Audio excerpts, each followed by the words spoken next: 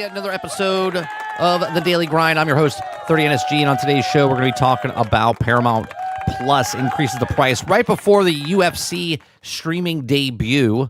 We'll talk about that. We're going to talk about Bobby Kotick. Alleges a lawsuit against Microsoft Activision acquisition was secretly aimed at helping Embracer Group. And then we're also going to talk about Darth Vader and the original trilogy updates coming to Star Wars Galaxy's Edge at Disneyland, and if that works well, then they'll come over to Disney World as well. Is it too little, too late? All this and more on today's show. We're going to watch some videos later as well. If you guys like what I do here, we do this Monday through Thursday from 10 o'clock in the morning till noon Eastern. If you like it, hit that like button, hit that subscribe button. If you'd like to go above and beyond that, become a member as little as $5. What's going on, chat? Good morning. Morning, Wonder Rose. Morning, Eclipse. What's going on, Jason? Altern, Roic. Big Mo. Who we missing here? Cisco, good morning. Kylo, good morning. Roadkill. Aku. The Drummond. Good morning. Good morning. Kylo says it's better to come to Disney World, but might be too late. Yeah. No, it's. I don't think it's might be too late. I think it is too late. What's going on, Just Enough? What's happening with my camera right now? Hold on one second. I feel like I'm super bright for some reason. There we go. It was. The camera settings were all messed up again. All right. Let's start off with Bobby Kotick, shall we? Shall we? What is happening outside right now? My dog doesn't like people walking. He doesn't like people walking. Like, what is happening? All right. So Bobby Kotick alleges a lawsuit against Microsoft Activision acquisition was secretly aimed at helping Embracer Group. Good old Bobby Kotick. Say what you want about this man, but this man is a ruthless businessman. Okay. If you guys like what we do, we just cover news stories, have conversations. If you guys like it, hit that like button, hit that subscribe button. If you'd like to go above and beyond that, become a member as little as $5. We also have a TTS monster link in the pinned comment up above. If you guys want to hear your comment out loud, if I don't read it in chat, you're more than welcome to use that. It's optional. Okay. Former Activision CEO Bobby Kotick has alleged that an ongoing lawsuit objecting to Microsoft's acquisition to Activision Blizzard was secretly designed to help rival publisher Embracer Group. Okay. It says, as a report by Gamefly, the lawsuit was filed back in 2022 by a Swedish pension fund called Sudan AP Fonden, also known as AP7. They alleged that Kotick rushed the sale of Activision Blizzard to Microsoft so he could avoid the consequences of sexual misconduct claims at the time. In a recently filed answer to the lawsuit, Kotick and his lawyers not only denied the claim, but they also made a counterclaim that AP7 was ultra motives filing the suit, including that the extra collateral harm on Activision and to help Embracer. Okay. It says, quote, the Delaware lawsuit apparently aimed to help pave the way for Embracer to increase its foothold in the California market and expands on Activision, making it more difficult for Activision to recruit talent and expand through mergers of acquisitions. Actively, a sort of Activision relied on a growing historical, Kotick and his legal team claimed. Now, Kotick claims that because of the AP7's View chairman, Emma was also executive at Embracer at the time of the lawsuit filing. He also believes that the lawsuit was filed to mount a collateral attack on Activision that also appears to be tied in with Embracer's desire to boost sales of its games while also leaving Activision hamstrung in the development of its own games that competed against Embracer's titles. Now, in a statement, Gamefly and Embracer had denied Kotick's allegations, saying it didn't have rely on a lawsuit to compete with Activision. It says, quote, we are humbled of Mr. Kotick's remark that we also were competing with Activision on his level, an Embracer Group representative told the publication. It also, quote, says, nevertheless, perhaps difficult to accept that Mr. Kotick, but he did not and do not need to help from the Swedish pension fund to competing with Activision. And thus, in short, there are no coordination or collaboration between Embracer and AP7 relating to any of Mr. Kotick's statements. No agenda or instructions were directed to Embracer or Emma, direct for AP7. So, there you go. So Kotick, is trying to basically blowtorch people as, you know, he had allegations to him. And he's like, oh, yeah? Well, I think you guys are doing this, right? So Kotick to me, again, this is just my opinion. I don't think, this is my opinion, okay? This man missed his calling, right? This is like Joe Pesci from like Goodfellas, right? Was Joe Pesci in Goodfellas? Yeah, he was, right? Right. Joe Pesci, this is like mob mentality for Kotick, right? He's like, look, we all know that Kotick wanted to sell because I think Kotick saw the writing on the wall, right? He's like, I made my millions and billions of dollars. He got his payday from Activision. He would have got payday if the deal didn't go through, right? He was going to get his money. Okay. There's even more news of Kotick talking about how Call of Duty made 60% less than its predecessor from when in 2024 or whatever. And he had something to do with the 2024. Like, these games take 4 or 5 years. So like the Call of Duty that Microsoft released in 2023, 2024, those were still under Kotick's responsibility when he owned the company, right? So now, obviously, 2025, they say it was 60% less than the Call of Duty that came out the year before, which I do find funny because if you watch GXG, I think this was past week, I talked about how they made the comparison of Call of Duty and Battlefield 6. Battlefield 6 was the best-selling game of last year so far, and then Call of Duty didn't sell as well, right? And they said that the 500 million units sold up until 2024, they didn't have the 2025 numbers yet, right? So they had 500 million, and they only keep track, if you go to, let me bring it up actually for the Call of Duty numbers, right? Let's see, Call of Duty, total sales. Let me get to, right. So they only keep track up until 2023, right? Now, the numbers here, this bottom number here is 500 million. And these two, right, are part of it. Well, if you take this number, each of these numbers here, if you fill it in, because all the numbers here equal 500 million, but they don't tell you what these numbers are, and that's included in the 500 million. Well, this averages about 24 to 26.5 million per year. Okay. Well, 24 million or 26 million a year copies sold. Now, again, this one could have sold 30 million. This one could have sold 15 million, whatever. The average is 50 million, okay, total between these two. It's like 24.6 or 25.4. I forget which one it is, okay, each time. So 60%, right? If Bobby Kotick says that 2025 sold 60% less than 2024, and we're just taking the average of each year would be about 24 million, then that means they sold about 14 million copies, 14.5 million copies this year for Call of Duty, which is terrible, by the way, for Call of Duty. We're talking lower numbers. It's around Black Ops 4. Okay, we had 4.3 million, but above Infinity War or Infinite War, around 12 million in 2016. Okay, so they've done irreparable damage. Okay, the last ones that were below 17 million was 2007. Okay, Call of Duty World at War was at 17.6, right? Then you got 12 million in 2016. You got 14.3 million in 2018. Okay, and then you have Modern Warfare 2 at 17 million. Okay, again, I don't know what number fill in here for 23 or what number here to fill in 24, but the numbers here on average for these two would be around 24 million copies sold. Okay, if one's 28 and the other one's 20 or whatever it is, this number could be anywhere between, 17 million to 12 million. This is the worst probably selling Call of Duty, which is still better than, 95% of all video games that are on the market, right? So very interesting to see what they say. And I love when someone's in trouble, they're like, well, he did it too. They did this. They're taking advantage of the stuff. So it'll be interesting to see what happens when more documents come out and more things are talked about in the courtroom as things, leak out or whatnot. So there you go. So Bobby Kotick, who got paid, continues on just blowtorching the entire industry as he walks away.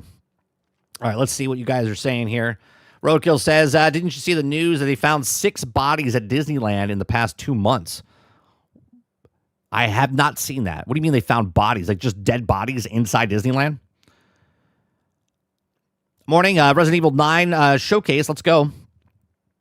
Let's see. No, I'm not going to show the showcase. If you guys are interested, I have no interest in Resident Evil 9 or Resident Evil in general, but I'm not saying it's a bad game. I just have no interest in it. So Kyle says, the world, Roadkill, don't think it was about 6. Yeah, but a lot of people lately have been going, offering themselves at the hotel rooms. Interesting. Eclipse says, yeah, he's definitely old school. Yeah. He was born in the wrong time frame, I think.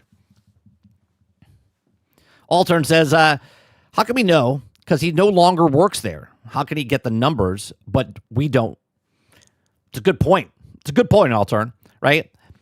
I mean, he could just say what he wants, and he could be 100% correct. He could make a phone call and be like, hey, what are your numbers? You know? He's like, hey, Bobby, what's going on? Yeah, I'm not really supposed to tell you. He's like, come on, Ted. We've been on the board together for years. You could tell me, right? He probably blackmailed them to get the numbers just so he can make the statement saying that it's 60% lower. Who knows? Well, he did get like a $400 million parachute, so why would you hear from him? That is true. Ray says, I'm tired of people failing upwards. COD is also a yearly release, so it doesn't really matter if a single game fails. That is very true, because if you think about this, Ray, let's go back to these numbers real fast, right?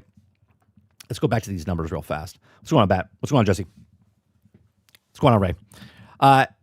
Look at every single year, right? Every single year, just look at it from when it started, right? 4.5, 5.9, 7.2. Then it explodes. 15.7, 17.6, 25, 31, 30.9, 29, 28, 21, 43, 12. This is not 1 to 5 years. Okay? This is literally every single year they're coming out with one. Remember they said, do you remember what they said? I think it was around 2020, 2021. They're like, we're not going to have a yearly Call of Duty game, is what they said. And yet, boom, right? 17 million. Now, and I get there's costs involved here, and you're like, well, they have so many studios and whatnot, right? $17 million or 17 million copies in 2022 is terrible for Call of Duty, but still the top selling game. Like, think about that. We don't know what 2023 sold. We know that Hogwarts Legacy won that year. Okay, with, 20 million units sold or 35 million units sold? Okay, but we don't know what they sold. They could have sold 20, 25, 27. They could have sold 30, right? And they're like, it didn't win game, it didn't win game of the year for sales or whatever. But they still sold tens of millions of copies, and that's a shitty one. And then Black Ops 6 is worse. And that sold less than 2023, supposedly, right? And now this is 60% less than 2024, supposedly. But they don't actually say the numbers. Just tell us the numbers. People know the numbers, but they don't want to say the numbers. But they want to use the numbers to tell you that, oh, this is bad. Well, just what's the number? Tell us the number. It's just silly, right? Every single year, they're making 10 million plus games, right? Same with Madden. Right? Every year, Madden comes out. Boom. Every year, Madden sells 7 to 10 million copies, 12 million copies. It doesn't matter if the game sucks. They're selling 10 million copies every year, every single year. Jesse says, good morning. Sorry I was late. Big snowstorm today. You're not late. You're always right on time. You're here when you're supposed to be. Cisco says it's Bobby's World. Oh, what a great show. Howie Mandel did the voice of that, right? It's a great show back in the day. Kyle says, yeah, I only heard one or two. One contemporary resort, contemporary resort and Fort Wilderness Resort. Yeah, but here's the thing, right? People do die. Like, just randomly. People, like, die behind the car. Wheel their car, walking down the street, have a stroke. Do you know what I mean? So I'm just saying, are we saying that Disney's killing these people? Or are we just saying people dying on the property? There's a lot of fucking people on the property. I'm sure there are people that die. Maybe they were so happy because they were at the happiest place on earth, they died, or they saw the hotel bill, and then they also died after that of a heart attack. Bat says, Bob, he scammed Microsoft of $68 billion. It is a great deal for him for faking the cost of Blizzard shit. I mean, look, Microsoft, you could say he scammed them for 68. I think it was 69 billion, wasn't it? It was like 69.4 billion or something like that. You could say he scammed them, but is it a scam if look at what Netflix is doing right now.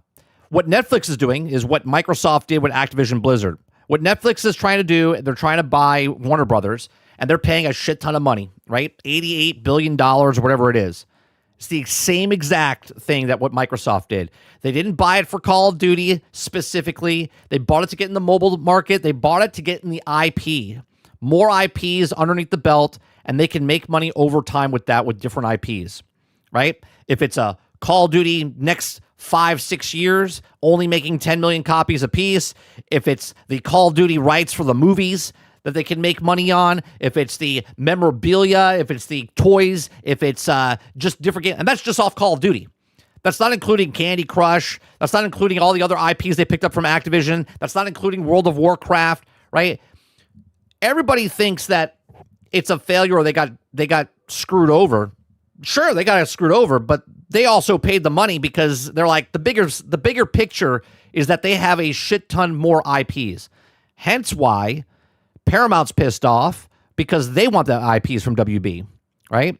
They're not pissed off because Netflix is actually taking the stuff out of the movie theaters, right? They're pissed off because they're the ones missing out on all the IPs. IPs are king, man. Jesse says the big snowstorm today. Wake up, work, and then I looked at the window. 3 a.m. snowing very hard. Kyle says, sure, dying property, but those were deemed suicides. Okay.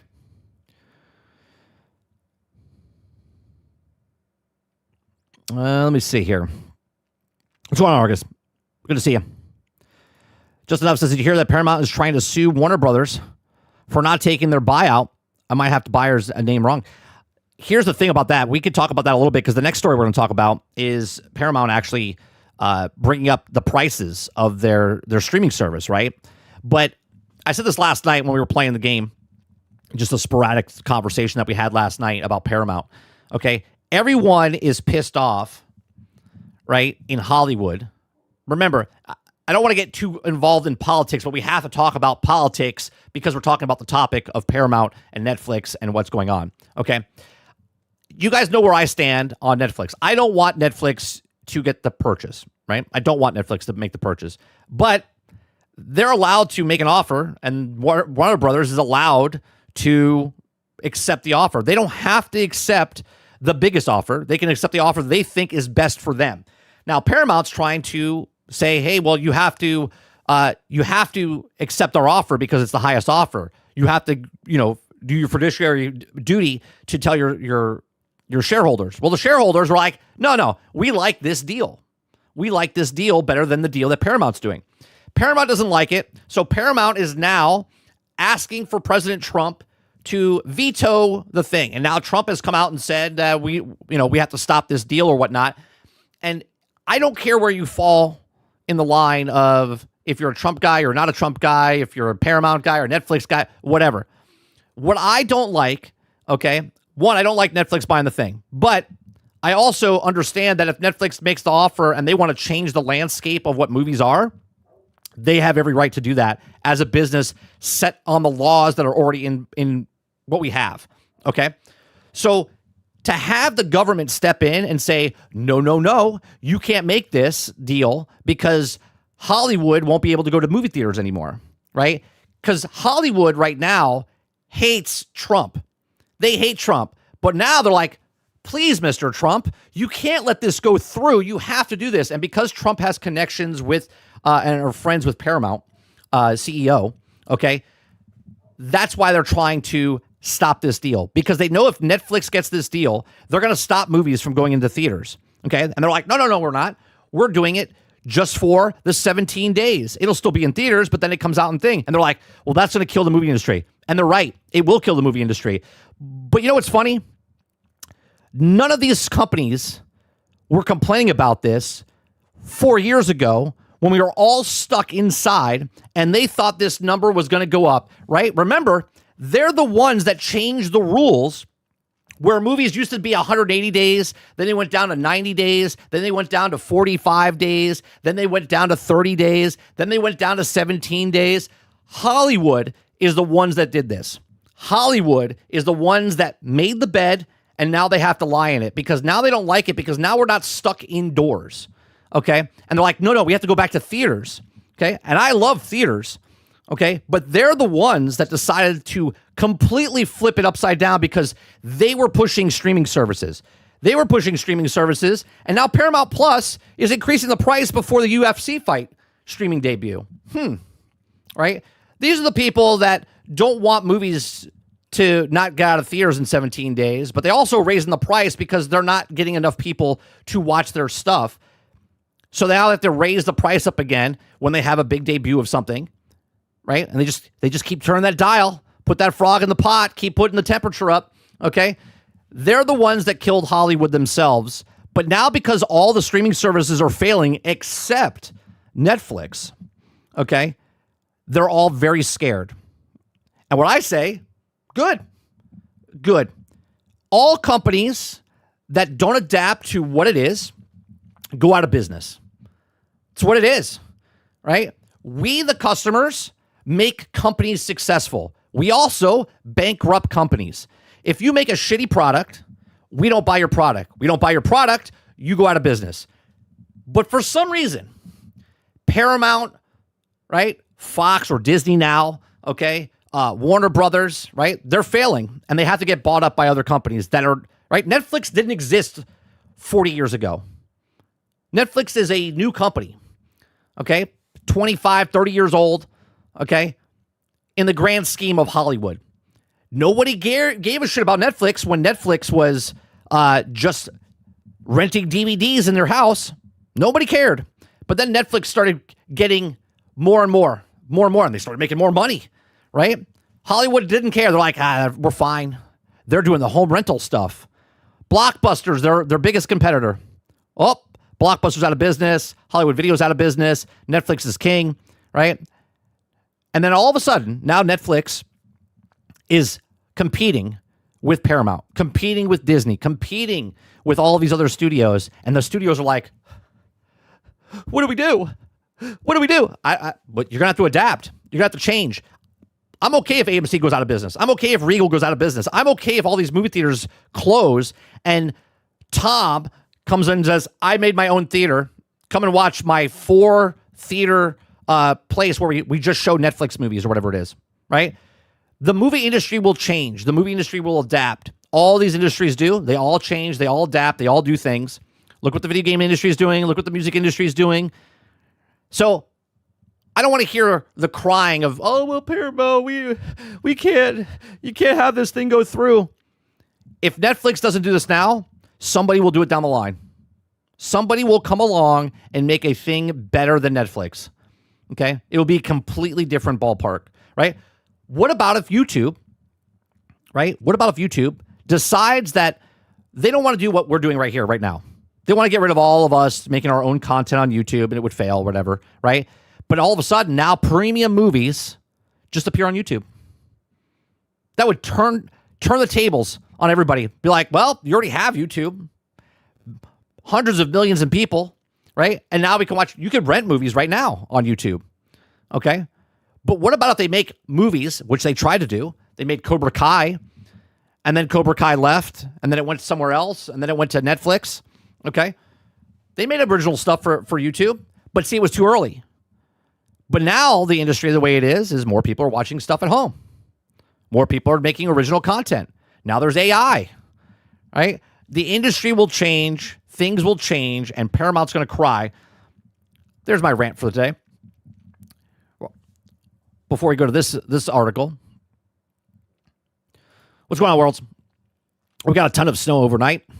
The kids are home because of school being canceled. Those are great days back in the day. The only days we got canceled, there was like a hurricane day here in Florida. We never got snow days.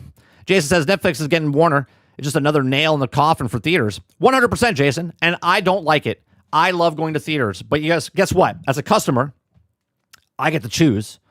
So if Netflix puts a WB movie into theaters and it's only there for 17 days, guess what? I'm not going to the theater to watch it.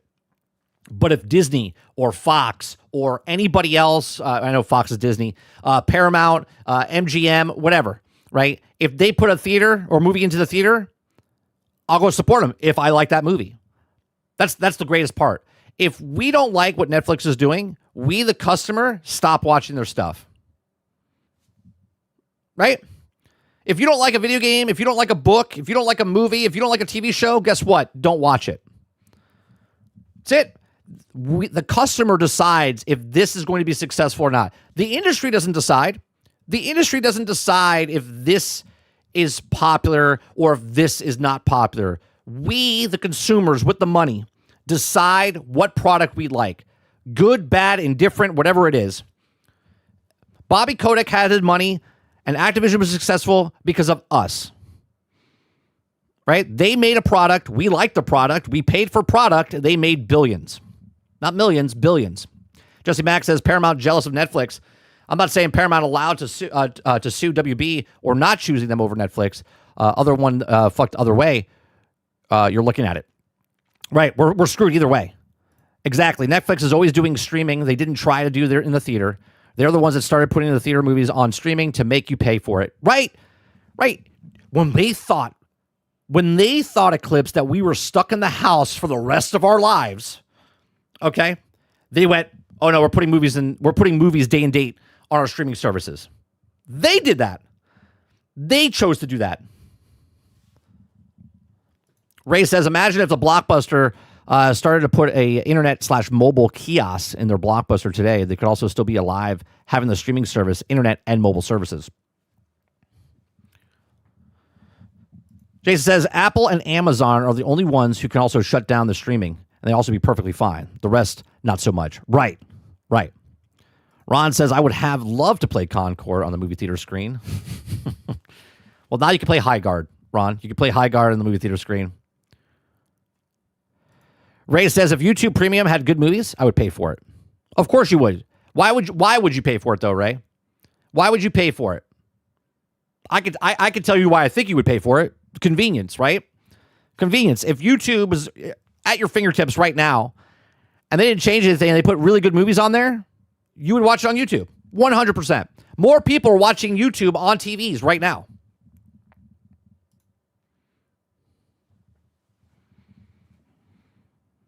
I kind of thought it was YouTube Red was supposed to be premium movies on YouTube.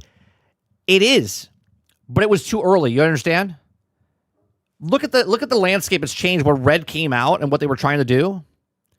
And then look where it is now. Remember, people didn't want to play digital games. They wanted to own everything. And now it's a big, huge swing just a couple of years later.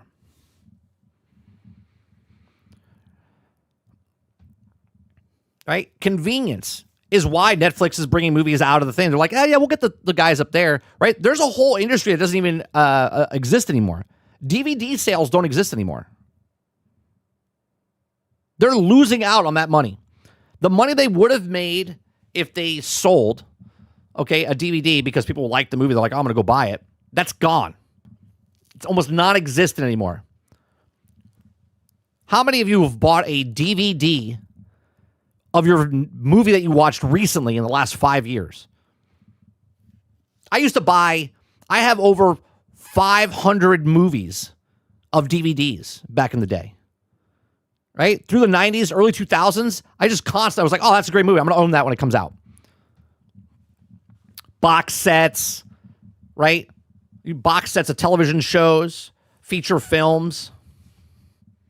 Had to own it. Oh, I got to watch it. We don't watch any of that anymore. Argus says now cost of living, cost of business, allowing you very few free anything, especially services provided. And YouTube Premium gives you no ads, free music, and movies. Yeah, I like it. It keeps getting up in price, Jesse, but I like YouTube Premium. That's all I watch now is YouTube. 94% of my time watching anything on a screen is through YouTube. So if you told me, if YouTube, right, was like, yeah, you could watch brand new movies that are in theaters on YouTube right now. I would probably do that. You know why? It's almost the same thing of like Steam and Epic Launcher, right? Netflix and all this stuff is on the same screen.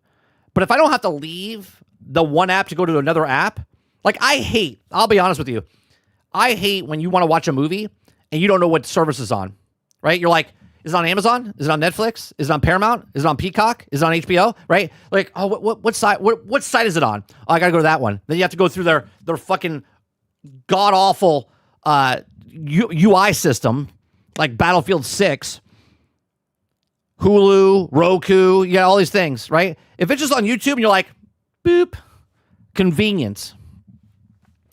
Ray says it's like Prime. Prime streaming is okay. Prime Music is so-so. Prime fast shipping is good, and Luna is acceptable. It's convenient to have all of those things together, and we're not the best. It's right. It's just because it's convenient. Here's the most convenient thing in the world. Ready? This. A remote control. It's so convenient. You know why? I don't have to scroll. I don't have to do anything. If I want to go to a certain channel, I click the channel. If I want to go to Netflix, I hit Netflix. If I want to go, I just hit a button. Just using my thumb. I don't have to type. I don't have to do anything. It's the least amount of friction possible. One controller, push a button with your thumb, done. Just Enough says last DVD I bought was per 2010. It was the bad Street Fighter movie with the Asian girl from Smallville. Oh, Robert, go out right now and buy any fucking movie just so that's not your story of your last DVD that you bought. Like, seriously, go buy any other DVD so you can say that is the last movie I bought. Because that is awful. That is awful that the last DVD you bought was the Street Fighter one. Oh, my God. We'll do a GoFundMe for you just so you can get a better DVD as your last DVD. Ron says, go figure. Target doesn't sell DVDs. Target doesn't sell DVDs, but it sells records now. Full circle. Do they really sell records? They really sell records? World says movie theaters are once in a while thing. You also want to enjoy with your family. Just getting in with your family or $5 cost me at least $50. And you have to get something as a snack or drink on. It adds even more. Oh, for sure. But isn't that funny when you weren't a father, right? When you didn't have a family, you would go to the theater all the time. And now you're a father, right? And you're like, I don't want to go to the theater because it costs way too much money. Me and my wife used to go to the theater 3-4 times a week when we were in college. Argus says we're going to be moving forward towards being charged for every tiny little thing that also convenience rather than also a free offering. And they also then put everything behind services that we can also be, 100%.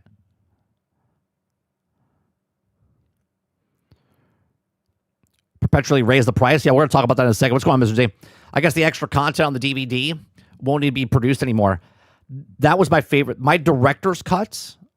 See, that's the perfect thing right there, right? I've said for the longest time, why do you want to buy the DVD? The DVD was different than the movie, right? The movie in the theater was the movie experience, the big screen, comfy seats, that energy level that you were in the theaters. But then when you bought the DVD at home, there was a different aspect of it because you could watch behind the scenes commentary. You couldn't get that in the theater, right? You can't get that on TV, right? It was different. You had to own it. They don't do that anymore. They don't do any of that anymore. Now they're taking that off of that and putting it behind the scenes on Disney Plus so you can watch behind the scenes of Mando for 3 minutes. I've watched more behind the scenes of Lord of the Rings longer than the actual movie of Lord of the Rings.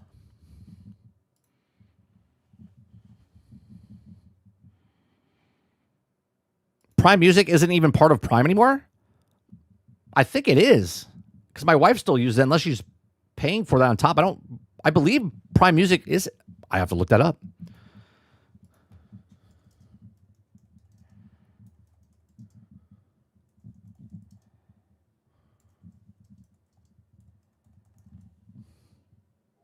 Yes, Amazon Music is still included with Amazon Prime membership at no extra cost.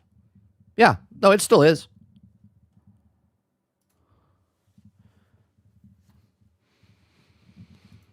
Eclipse says, yeah, that's how Cobra Kai started on YouTube Red. Yeah. They tried to make it like television, but it was ahead of its time. Eclipse says, I actually bought Godzilla -1 because it's not one of the best movies I've seen in a long time. I still haven't seen it. I have to watch it. Just Enough says it was just like $3 from Blockbuster enough or something. I don't care. You got to go buy something else.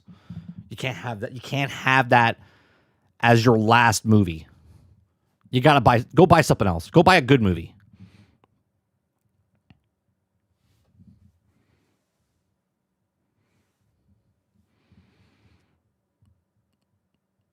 Jesse Max says, speaking of Smallville, it's coming to Netflix. Oh, the whole series, the whole season's coming to Netflix. Good show.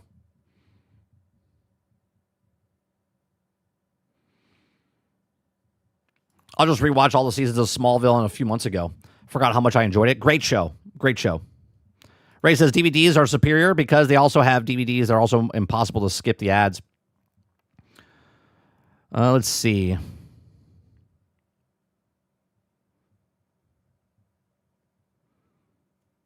Buy a good movie. It has been good movies recently.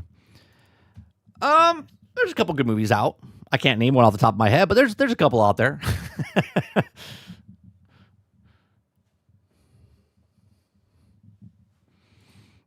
It Being My Last DVD is on track with the failing DVD movie industry.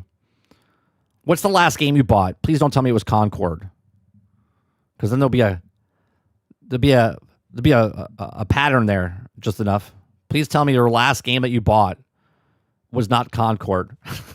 The last physical game you bought wasn't Concord, was it?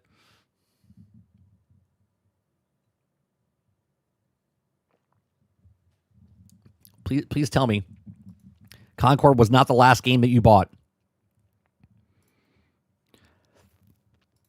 All right, let's go to this Paramount thing. Speaking of streaming services. If you guys like what I do, we do this Monday through Thursday from 10 o'clock in the morning until noon Eastern. If you like it, hit that like button, hit that subscribe button. If you'd like to go above and beyond that, become a member as little as $5. You can also use the TTS in the link in the pinned comment up above if you'd like to get your comment heard out loud. Paramount Plus is increasing prices right before its UFC streaming debut. Dun, dun, dun. Congratulations, Paramount. Congratulations. The first Paramount Plus price increase since 2024. That wasn't that long ago. They make it sound like it was like, oh, it's the first price increase for forever. 2024. We just into 2026, so great. In 12 months, they haven't raised the price. Amazing. It's set to go live on Thursday, January 15th. The basic premium subscription will both be receive a $1 bump. Oh, it's only $1, guys. Only $1. While annual plans will see a much larger increase in addition to the price increase. The Paramount Plus free trial for new subscribers is also coming to an end. All of these changes are coming to the service just ahead of the first UFC fight being streamed on service on January 24th, 2026. Okay. Paramount announced the increased price back in November of 2025 during its Q3 2025 earning report. The timing of the price increase definitely makes it seem like, due to the addition of UFC fights coming to the platform, starting with UFC 324 on January 24th, previously all major UFC fights were following a PPV model, which is pay-per-view, where you also available through ESPN Plus subscription. Now ESPN Plus no longer exists. It's ESPN Ultimate now, and new fights will also be shown live on Paramount Plus. You can also check out the full schedule of upcoming fights directly from Paramount Plus website. With the price increase going into effect tomorrow, today is your last chance to avoid the price hikes, which me reading the story is too late for you. You're also planning to watch the UFC fight throughout the next year. I suggest an annual subscription for maximum savings. The more you spend, the more you save. Okay. Both annual plans are getting a substantial price increase, so locking in your subscription before the price hike can save you the most money overall. The annual basis subscription currently costs $60, while also premium subscription is $120, and offers some savings compared to monthly plan. Both tiers will get you access to live UFC fights in 2026, as well as on-demand coverage once of the fights have ended. Okay. Although Paramount Plus free trial is officially ending, you can also still get the free access to the service via Walmart Plus subscription. Do you see how difficult all of this is? Okay. To get this, you have to do that. To watch that, you have to get this. It's not on this one anymore. It's over here. It's like, holy Christ. The Walmart Plus free trial offer 30 days of service at no extra cost for new subscribers. It includes access to Paramount Plus, essential subscription. This is one of the best streaming bundles currently available. The overall best way to try the streaming service for free. Yeah, you just got to jump through this to get over here, to go through this. Don't forget to cancel, but you forgot that you even bought it because you got something else from a completely different thing. You went to Walmart to buy milk, and you ended up with a year subscription of Paramount Plus, okay? Outside of Walmart, you can also get the free trial of Paramount Plus via the Prime Video add-on. Amazon's streaming service offers a 7-day free trial for the most add-ons, with also monthly costs being rolled into your total Amazon Prime bill after the free trial ends. Isn't that nice of Amazon, right? Try it for 7 days, and then we'll just sneak it into your whole Amazon account so you won't even know that you're paying for it. It's like going to a casino now, right? We're just changing your stuff to chips so you don't know you're actually losing all the money. Okay.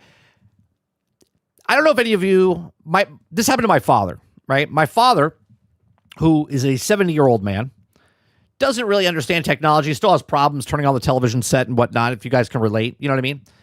Very simplistic. He just wants the control to work and understand where he can watch the stuff. Now, back in the day, if you wanted to watch pay-per-view events, you would watch HBO, right? HBO or Showtime had pay-per-view events and stuff like that. But now there's 15 different places. Instead of going to a channel, now you're going to a different service. Paramount Plus, HBO Plus, Amazon Plus, whatever, Netflix. There'll probably be a Netflix Plus sometime in the future. Okay. They're just constant things. Now, my dad is a big wrestling fan. Like, we literally got him that was a couple years ago now, where it was just on Apple TV, where you had just their own network. You remember their own network, the WWE network, where it was like show all the old stuff, the new stuff, and you could watch all the stuff in one spot. It was just on one box, and you just now to watch a wrestling event, you have to have this service to watch it on this thing. You have to have that service to watch it on this night. You have to have this thing to watch it on that night. It got so complicated. My dad's like, I'm done watching wrestling. Imagine that you've gotten so big, okay, in your industry, and you're making so much money that you now have 8 different places to watch the stuff, and they don't know where to watch it. And they're just like, I'm done. I'm not going to watch it anymore. Right? That's what's happening now. That's what's happening. You want Paramount Plus? Oh, you got UFC over here, but UCF or whatever, the MMA is over here. The WWE is over here. It was so simple back in the day. It was just a television box, and you went to USA or TNT, right? You went to pay-per-view over here. But now you have to know what platform it's on, and then you have to pay for each individual channel, and you have to pay for each individual thing. It's so ridiculous and so complicated, and that's why they're losing most of their subscribers. And then they have to keep raising the price because less people are watching, so they have to get more money out of the people that are watching. Let me see what you guys are saying here.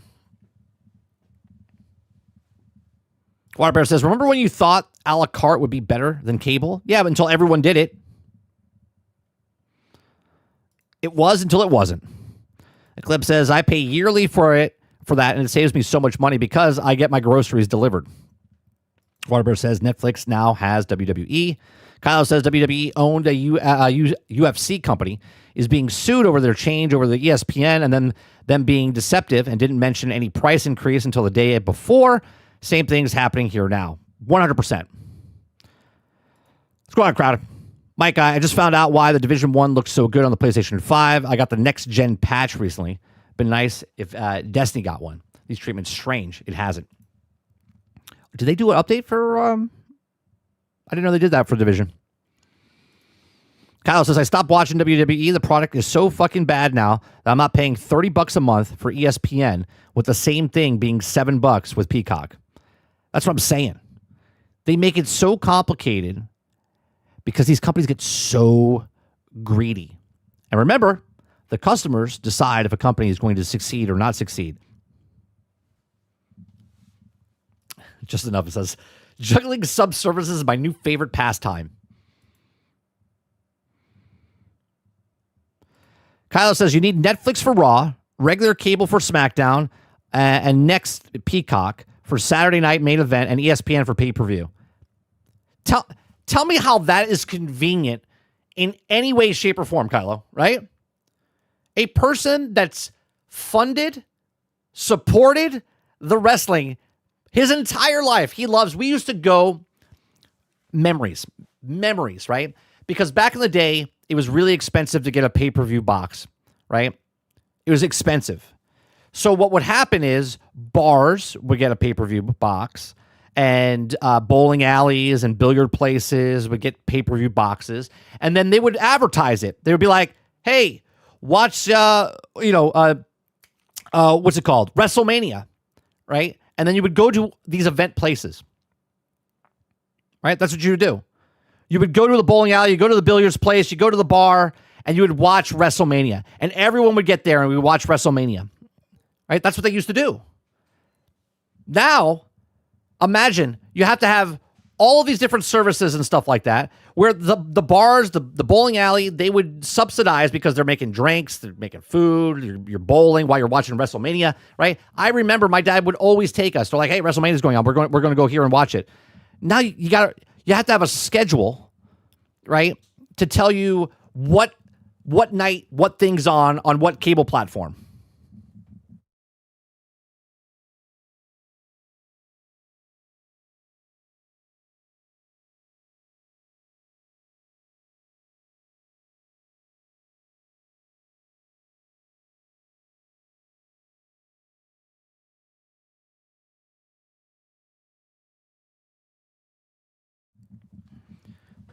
Sorry. Let's see. Just buy an Android box. Thank me later, because it also has access to over 25,000 channels. A lot better dealing with this bullshit. Just enough since I stopped watching wrestling as a kid because I thought it was real. Was sad when I found out it was also acting. Well, it's acting up to a point. I go to that real quick. Everything on TV is acting. Hell, to be honest, I don't even think anyone is in chat regularly watches all of these things, subscription services, unless it's something we really want to watch. Right. I barely watch TV. It's not even sports, anime, or good action movie. I don't watch sports anymore. I watch highlights of sports. Guess where? Guess where I watch highlights of the sports? Instead of sitting down for 3 hours to watch a football game, guess what I do? I don't have to pay for Sports Center, ESPN. I don't have to pay for any of that. Where do I go? That's right where I am right now, YouTube. Type in highlights of the day for the Giants, for the Steelers, for whatever, and then I just watch what I want to watch, or I watch the entire highlight and go, oh, that's a cool play, and it's the best. It's like Red Zone, but better, because then I don't have to fast forward. They just show me the good plays, and I'm like, oh, that's cool. That's it. Convenience. Kyle says, yep, I went to Hooters every pay-per-view as a kid. Great views.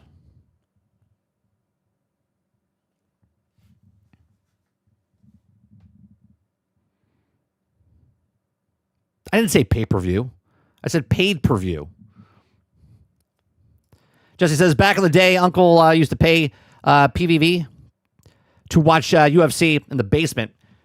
Sitting down, my uncle, hot tub, fun times. Yeah, good stuff. Sarge says, Piracy's going to make a comeback with all this channel bullshit.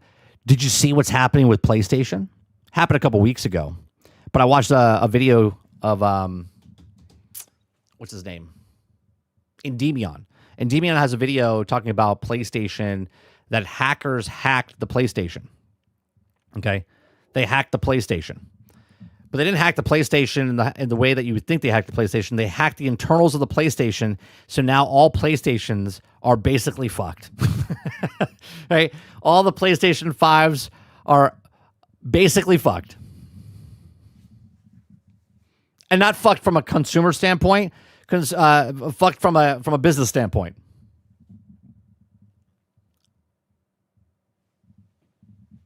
Eclipse says, make a comeback. It never left. Kyle says Dana White's saying in an interview that he was also the reason the stream is not going to shut down. Congrats, you got rid of the 1 million of them. You're right. Sarge says, PlayStation hacked again. What a surprise. Yeah, we have a song about it. I wish I had a copy of Star Wars Pod Racer for PlayStation 4. Did you see how much it's going for? Do you know why it's going for that? You know what? Let's watch the Endymion thing. Let me bring up Endymion real fast. Let me bring up how do you spell it? Is it Endymion? Is it Endymion?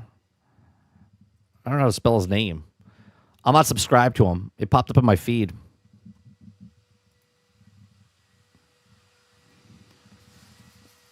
Hold on, let me see.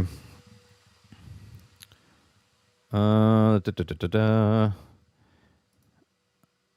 watched it this morning. Yeah, right here. Endymion. Sony's flagship.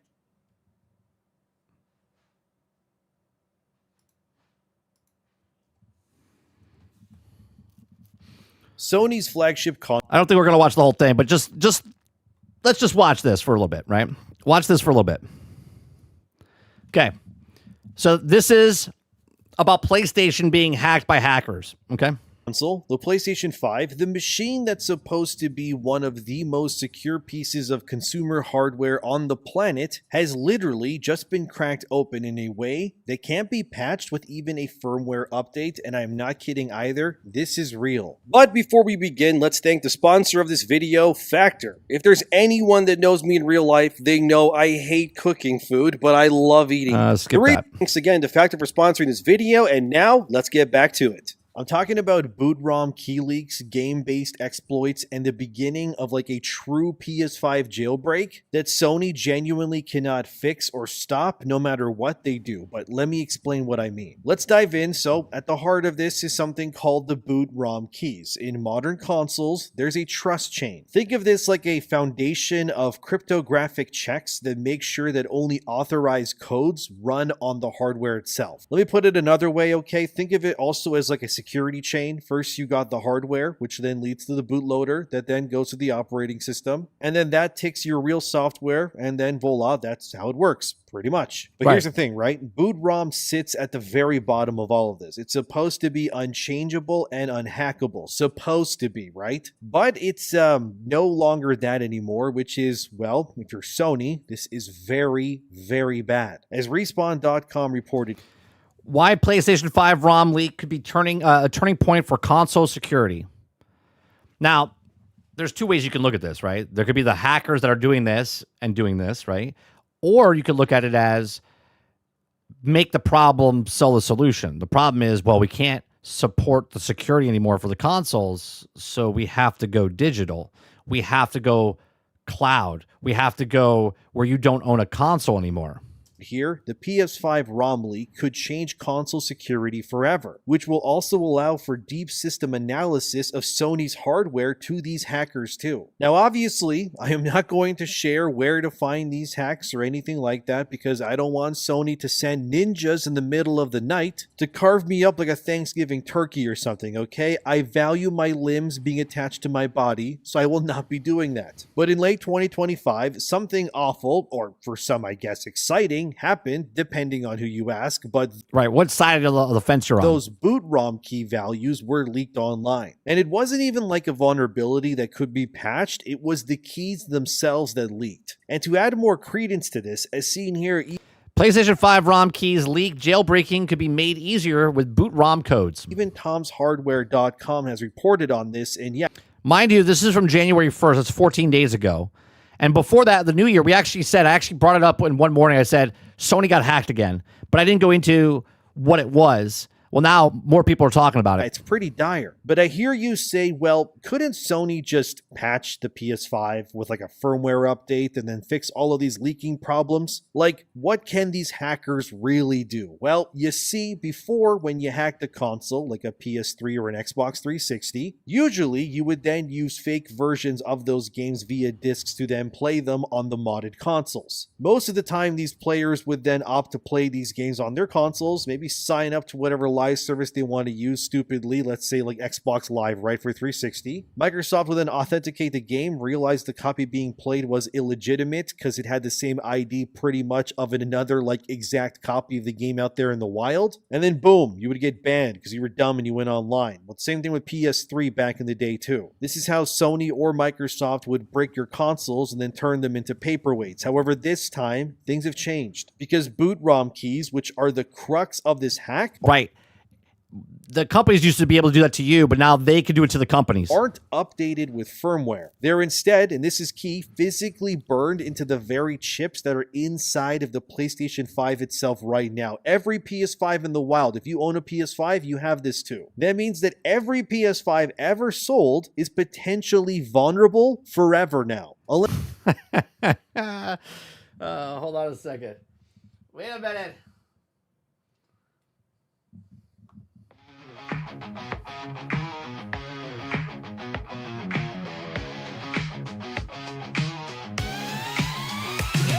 It was just a quiet night, I was feeling fine. Booted up my PlayStation, about to get online. Then I saw the error like a ghost in the night. PSN was down, man, this ain't right. Check my phone, Twitter's on fire. Sony says don't worry, we're working on the wires. 20 hours later, what do we get? 5 free days, man, that's some bullshit. Oh no, Sony got hacked again. Servers are down and they don't know when. Every time we trust, they break it again. Maybe I should just switch to LAN. Oh no, Sony got hacked again.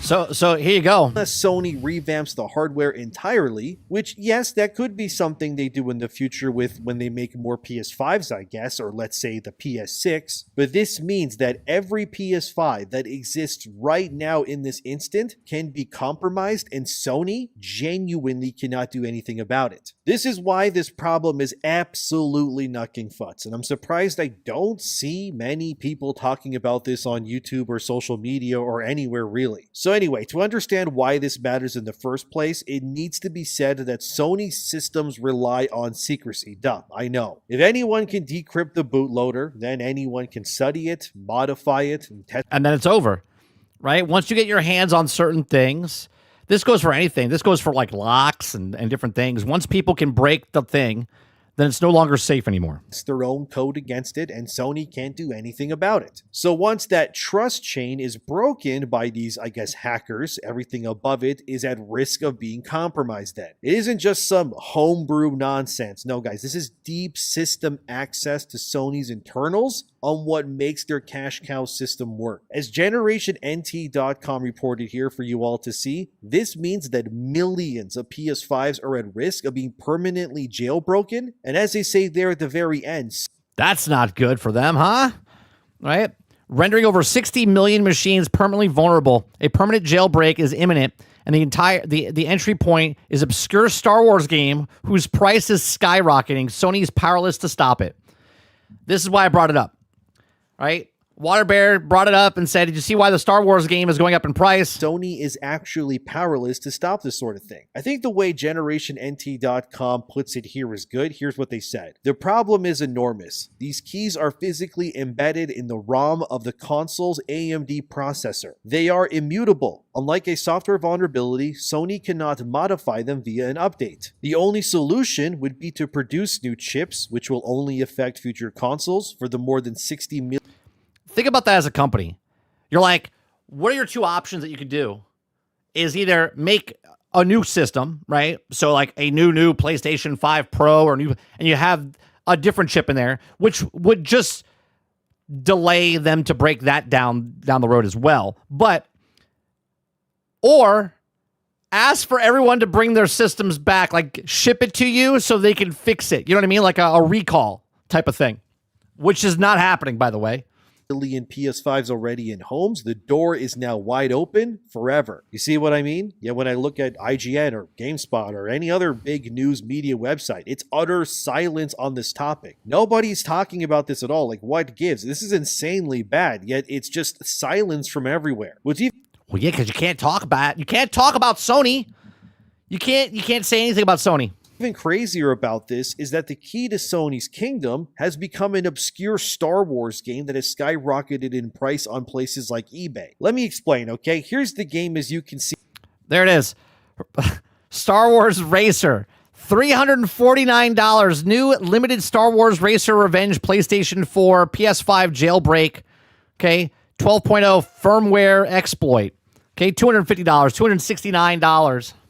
Here it's called Star Wars Racer Revenge. You're probably wondering, wait, why is an obscure Star Wars game relevant to this story? Yeah, let's get into that now because it's kind of wild. You see, in order to actually enter Sony's code in the PS5, you need what is called a backdoor, so to speak. You can't use Sony's first-party games for this, like Spider-Man, God of War, Uncharted even, and then some. All of these games are unsurprisingly... So an obscure game that maybe sold maybe 1 million copies in its lifetime now is $350 because it's a key.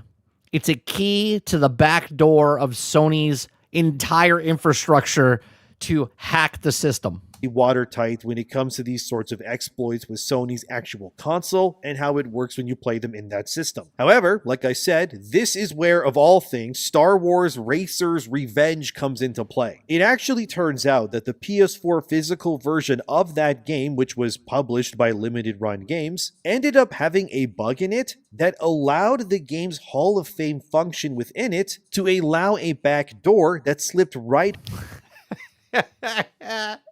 It's so crazy to think about that somebody, one person, was like, let me see if this disc I can get into there. Look in the code. They saw the code and they're like, oh, no, not that one. Let me try this one. Star Wars Revenge. And now the entire ecosystem of the system is basically destroyed because of a limited run game of physical copy, which what you hear now is that PlayStation's like, no, we're not going to make physical games anymore, right? This is make a problem, sell the solution. This one thing right here will change what Sony does from here on out to the future. You understand? Because they want to be control, and if you have this and you can put a physical disc in your machine, then you can make the problem. So they're like, no, going forward, there will not be any disk drives. Okay? Right? There will be no disk drives going forward for Sony. Past all of Sony's internal workings. Like, I'm not even kidding. That's what it did. That's why the physical copies of that Star Wars game are so expensive to buy right now, because you're not buying it to play it per se for fun. Well, you could, I guess, but you're actually buying it because that game, when inserted into your PS5, literally breaks the console's integrity and then allows hackers full reign on the insides of it. Isn't that insane? One of these hackers who's been exploiting this is some user on Twitter named Gazine, as Generation NT posted in their own article. As you can see here, Gazine posted how they use Star Wars Racer's Revenge.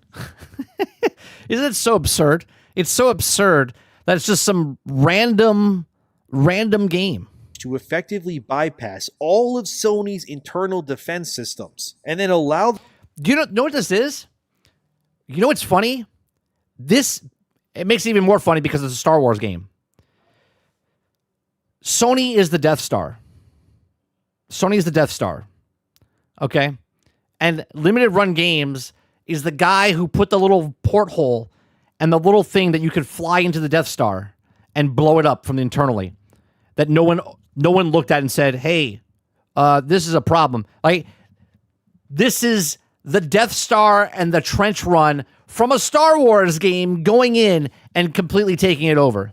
Them to do whatever they wanted with the PlayStation 5's infrastructure. But the other reason why this copy of this Star Wars game is so expensive is because the physical version of it is only limited to 8. I mean, I'll be honest.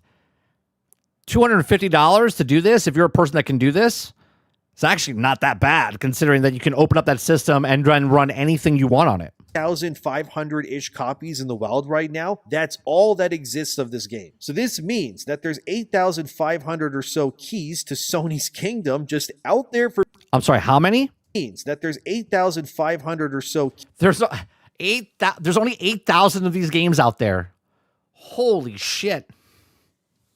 keys to Sony's kingdom just out there for people to bid on right now. You can buy or use, who knows, maybe even duplicate it in the world. But if you're a billion-dollar company where your console is obviously your cash cow, this is terrible news for very obvious reasons. It means that 8,500 keys now exist to enter your home, and you can literally do nothing about it. Yeah. And then you can share it. You can just give it to somebody else. Sony would be smart to maybe bid on these games themselves and buy them just to destroy them if they wanted to stop what they can. Even then, though, all you need is one key. And let me tell you something. People are very, very vindictive, right? So if Sony buys all of these games so that no one can get it out, one person will keep it, or they'll make a copy of it in somehow, shape, or form, right? Do you know what I'm saying? Like, they could go around and buy all of them, but not all of them are going to be bought. They're going to be like a collector trying to find all 8,840 of these. Well, let's be real. By now, the damage has already been done, and the floodgates are probably open. I know, wild, I know. What's also crazy is that this hack will lead to the way for CFW. I would assume you could. Now, I know Waterbear says, no, not really, or probably not, right? But Argus asks, can you just burn a game onto a disc and use that? If you can hack us, look, I'm not going to pretend I know. You guys are much smarter than me, and I'm not a hacker, okay? But I would assume if a hacker can figure this out to break into a system, someone could figure out a way to make a copy of this thing in some way, shape, or form, right? Or custom firmware, which means that hackers can now run unofficial applications on the PS5 and now transform any PS5 if they want to really into an emulator that can play Sony's entire libraries without Sony being able to do. This disc is sitting in someone's grandma's basement right now. Like, guy comes into his room. It's like, Grandma, do you still have that box of DVDs? The what? The DVDs are in the box. Oh, that's in the garage. Oh my God, there's something in there I need. Oh no, we just gave that out yesterday to Goodwill. What street is it on? Anything about it. This also means the console could be formatted to run Linux as well. This means that piracy is back on the menu with the PS5. Again, not gonna share where to get such links because I don't want Sony drone striking my house, but you get the point. It is absolutely out there. And the level of piracy here is kind of insane because you could compare it to the famous PS3 master key leak back in the day, which actually to this day was one of the most serious security breaches in console history. But okay, yes, sure, having the boot ROM key doesn't necessarily mean you're not suddenly able to hack everything with like a click of a button. However, a good way of looking at it would be if the PS5 is like a bank vault. Then this... Yeah, it is a bank vault. And once hackers can break into the vault, that vault is non-existent anymore. You have to make a better vault. This hack is like having the actual blueprints to the bank vault and knowing exactly how to break the thing open without having to really guess about anything. So this compromises how Sony's games could work, and especially future games too, and the consoles as well. This means that hackers could, with these keys that exist again somehow in those physical Star Wars copies, which is an insane thing to say, but it's 100% true, that the hackers could then decrypt the bootloader, then analyze the PS5 system for its signed code, and then find ways around the checks that Sony has already placed that they believe that no one could ever crack. It not only lowers the barrier for hacking, but it's what's called a cold boot jailbreak from what I could gather online. So now Sony has a particular problem, because right now the problem is that obviously this is not going to be a massive, like the masses aren't going out to do this, okay? But you have a small portion of the population that are hackers that can do this, and they can break into the stuff. And then some people, oh, hold on a second. Man, look at that. PS players are becoming the actual pirates after years of calling PC players pirates. That is true. Thank you very much for the $5 super chat. Right, like that is the problem right now. They're up against time because the next consoles supposedly not coming out till 2028. Okay. Well, now you got 2026, 2027, 2028. Stuff moves fast. Okay. Stuff moves fast. So if they figure this out, and now that they figured this out, now they can start digging in and start doing other things within the system. So it would behoove Sony, okay, to either push that system out with the high RAM prices, but then you have the cost of the actual new systems coming out, right? What do you do? Do you let these people just keep hacking your device, or do you try to get your new system out that can fix what's happening here? Be interesting to see.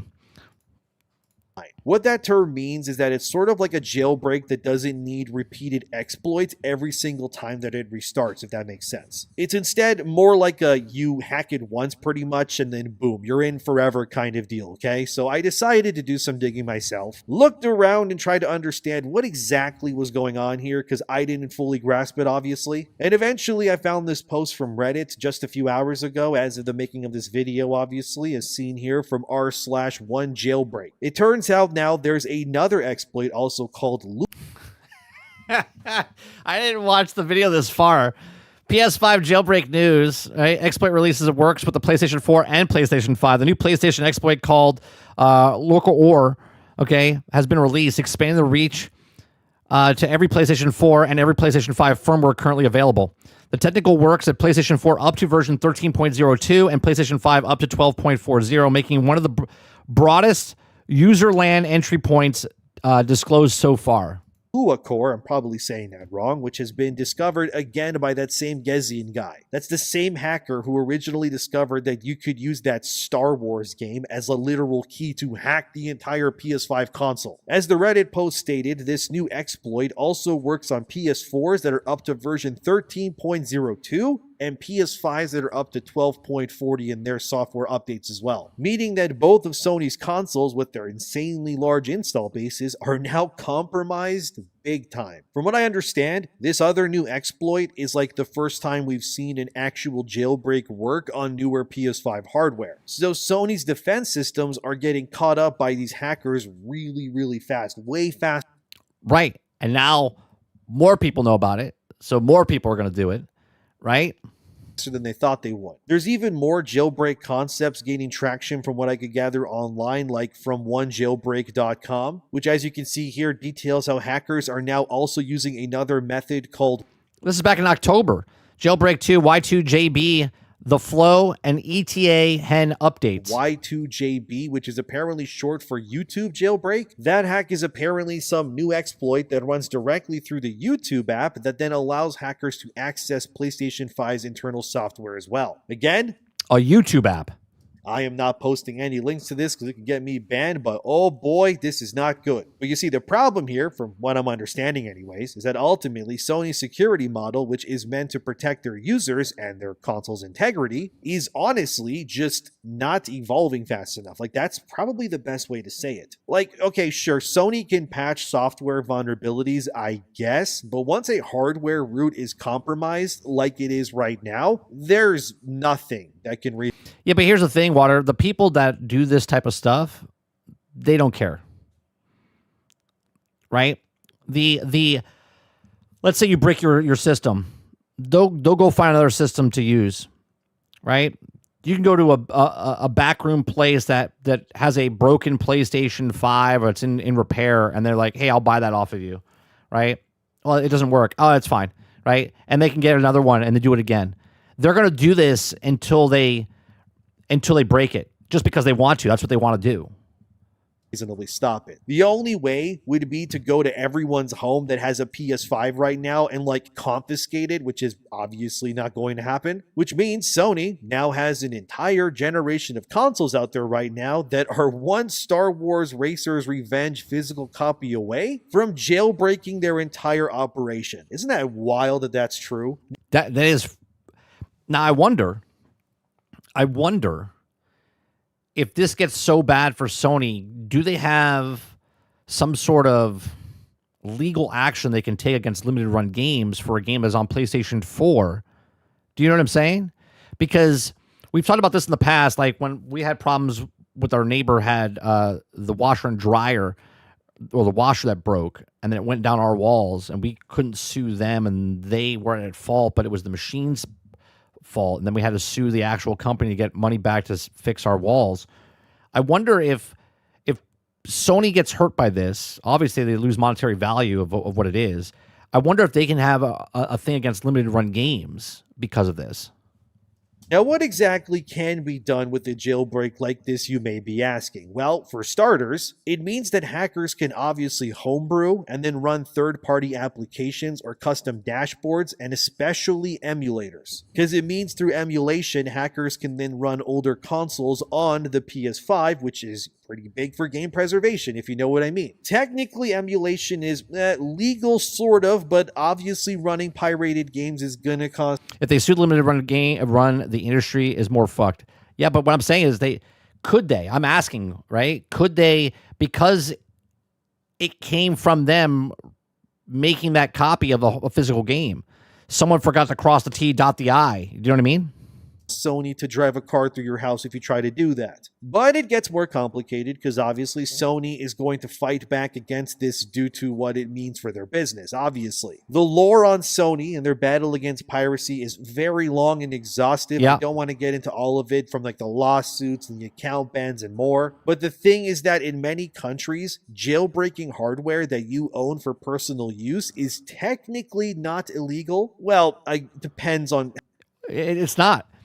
Technically, you bought the machine. It's your machine, right? They're not loaning it to you. You bought the product. They made a product. You bought the product. It's your product. If I want to use it as a doorstop, if I want to hack it, if I want to use it as a coaster, whatever you want. How you define it, I guess. But I also wonder if this means that Sony could sue, let's say, limited run games, right? There you go. He's asking the same thing. Right? Since they did effectively just create 8,500 physical keys pretty much via that Star Wars game that just compromised their entire ecosystem. Something as gross of a miscalculation like that will likely lead to legal discourse, because it means that limited run games obviously did not do their jobs properly. Right. They didn't cross the T and dot the I's to make sure that stuff is working or not working properly if they allowed such an exploit to be replicated and then just sold into the wild without them knowing. Or maybe they did know, who knows? But when you step back to look at the bigger picture, it becomes more... Because then you could be like, well, limited run games, like, well, the person that worked on that game doesn't work for the company anymore and it's not our fault. They can kind of just wave it off. This will be very interesting to see and follow this, because now that he made this video and more people are talking about this, obviously Sony's going to get a wind of this because they already know it's happening.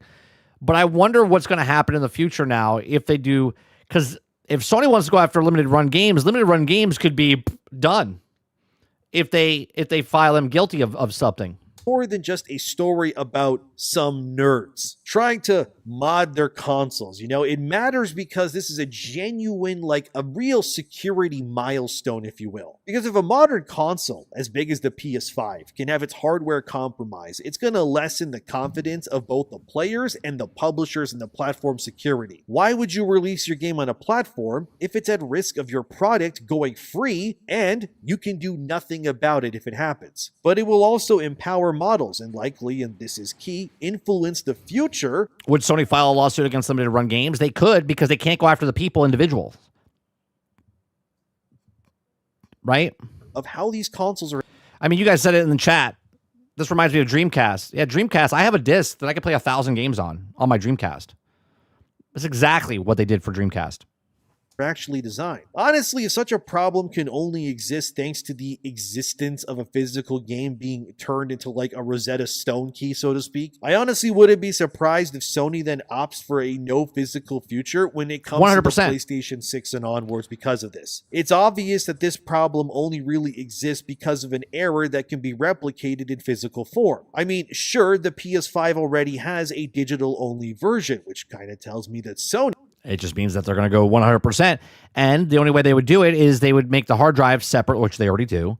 And they would just raise the price on that. Has already begun to see the writing on the wall back in 2020 when the PS5 first launched. As GameSpot reported here in September 2025, about 49% of Sony's entire digital sales on PlayStation make up a huge portion of Sony's gaming revenue, new report says. Revenue came exclusively from digital game sales. DLC alone made 29%. DLC made up another 29% of the pie, if you can believe it. That's wild, but apparently true. Like, that's crazy. But anyway, it's very obvious that the digital-only future is coming. I mean, look at Steam for a great example of how this already works. It's an entirely digital-only platform, and Valve pulls in billions of dollars every single year without so much as lifting a finger. And they have way less hacks too because of it. It's very likely that this hack will cause Sony to double down on a digital future. And as a consumer who usually plays on PlayStation mostly myself, kind of breaks my heart, I gotta be honest, because I love buying games physically, especially the more rare ones. I like to keep sealed copies of games I love on my shelf. I know I'm not the only one either. But if things like that get removed in the future because some people want to, hack everything in existence, it's going to be a huge blow to how people enjoy buying their media. Not to mention, when it comes to game preservation, a big deal is that older games need to be able to be playable no matter how many years pass. Obviously, companies have gotten better with this due to remaster collections and more, but it still has a huge problem that ultimately your game library on PlayStation, for example, can be invalidated and unable to be accessed if you lose access to the internet for 24 hours, since you can't authenticate your licenses now. This would also just push that future that some have fought against, like stop killing games, where we would be forced into a... All right, I'm going to stop it there. We're not going to watch the remainder of the time. But yeah, that's there you go. I wasn't going to plan on watching that, but I saw that pop up, and then Water brought up the Star Wars game. That's crazy. So the Star Wars game that no one bought, no one played, is the key to the back door to Sony to basically destroy their entire infrastructure. Yeah, I'm telling you, it's the Death Star trench run. They left the key there. That's the weak spot. So that's just crazy. Okay. The next thing I want to talk about, okay, which is too little too late in my opinion, is Darth Vader and the other original trilogy updates coming to Star Wars Galaxy's Edge in Disneyland. Now, remember, okay, well, before I get to this, if you guys like what I do, we do this Monday through Thursday from 10 o'clock in the morning till noon Eastern. If you like it, hit that like button, hit that subscribe button. If you'd like to go above and beyond that, become a member as little as $5. Before I do that, let me get Demion's information in the edit here so you guys can go to his channel. Let's see. Edemion. There we go. All right, so his link in the description down below for his channel. So you guys can go check his channel out, finish watching that video, and watch any other stuff that you would like. So they told you, okay, that the Star Wars park that they built, the Galaxy's Edge, originally was supposed to be about the original trilogy. But then as they were building it, they decided that they were going to change it to the new trilogy stuff only.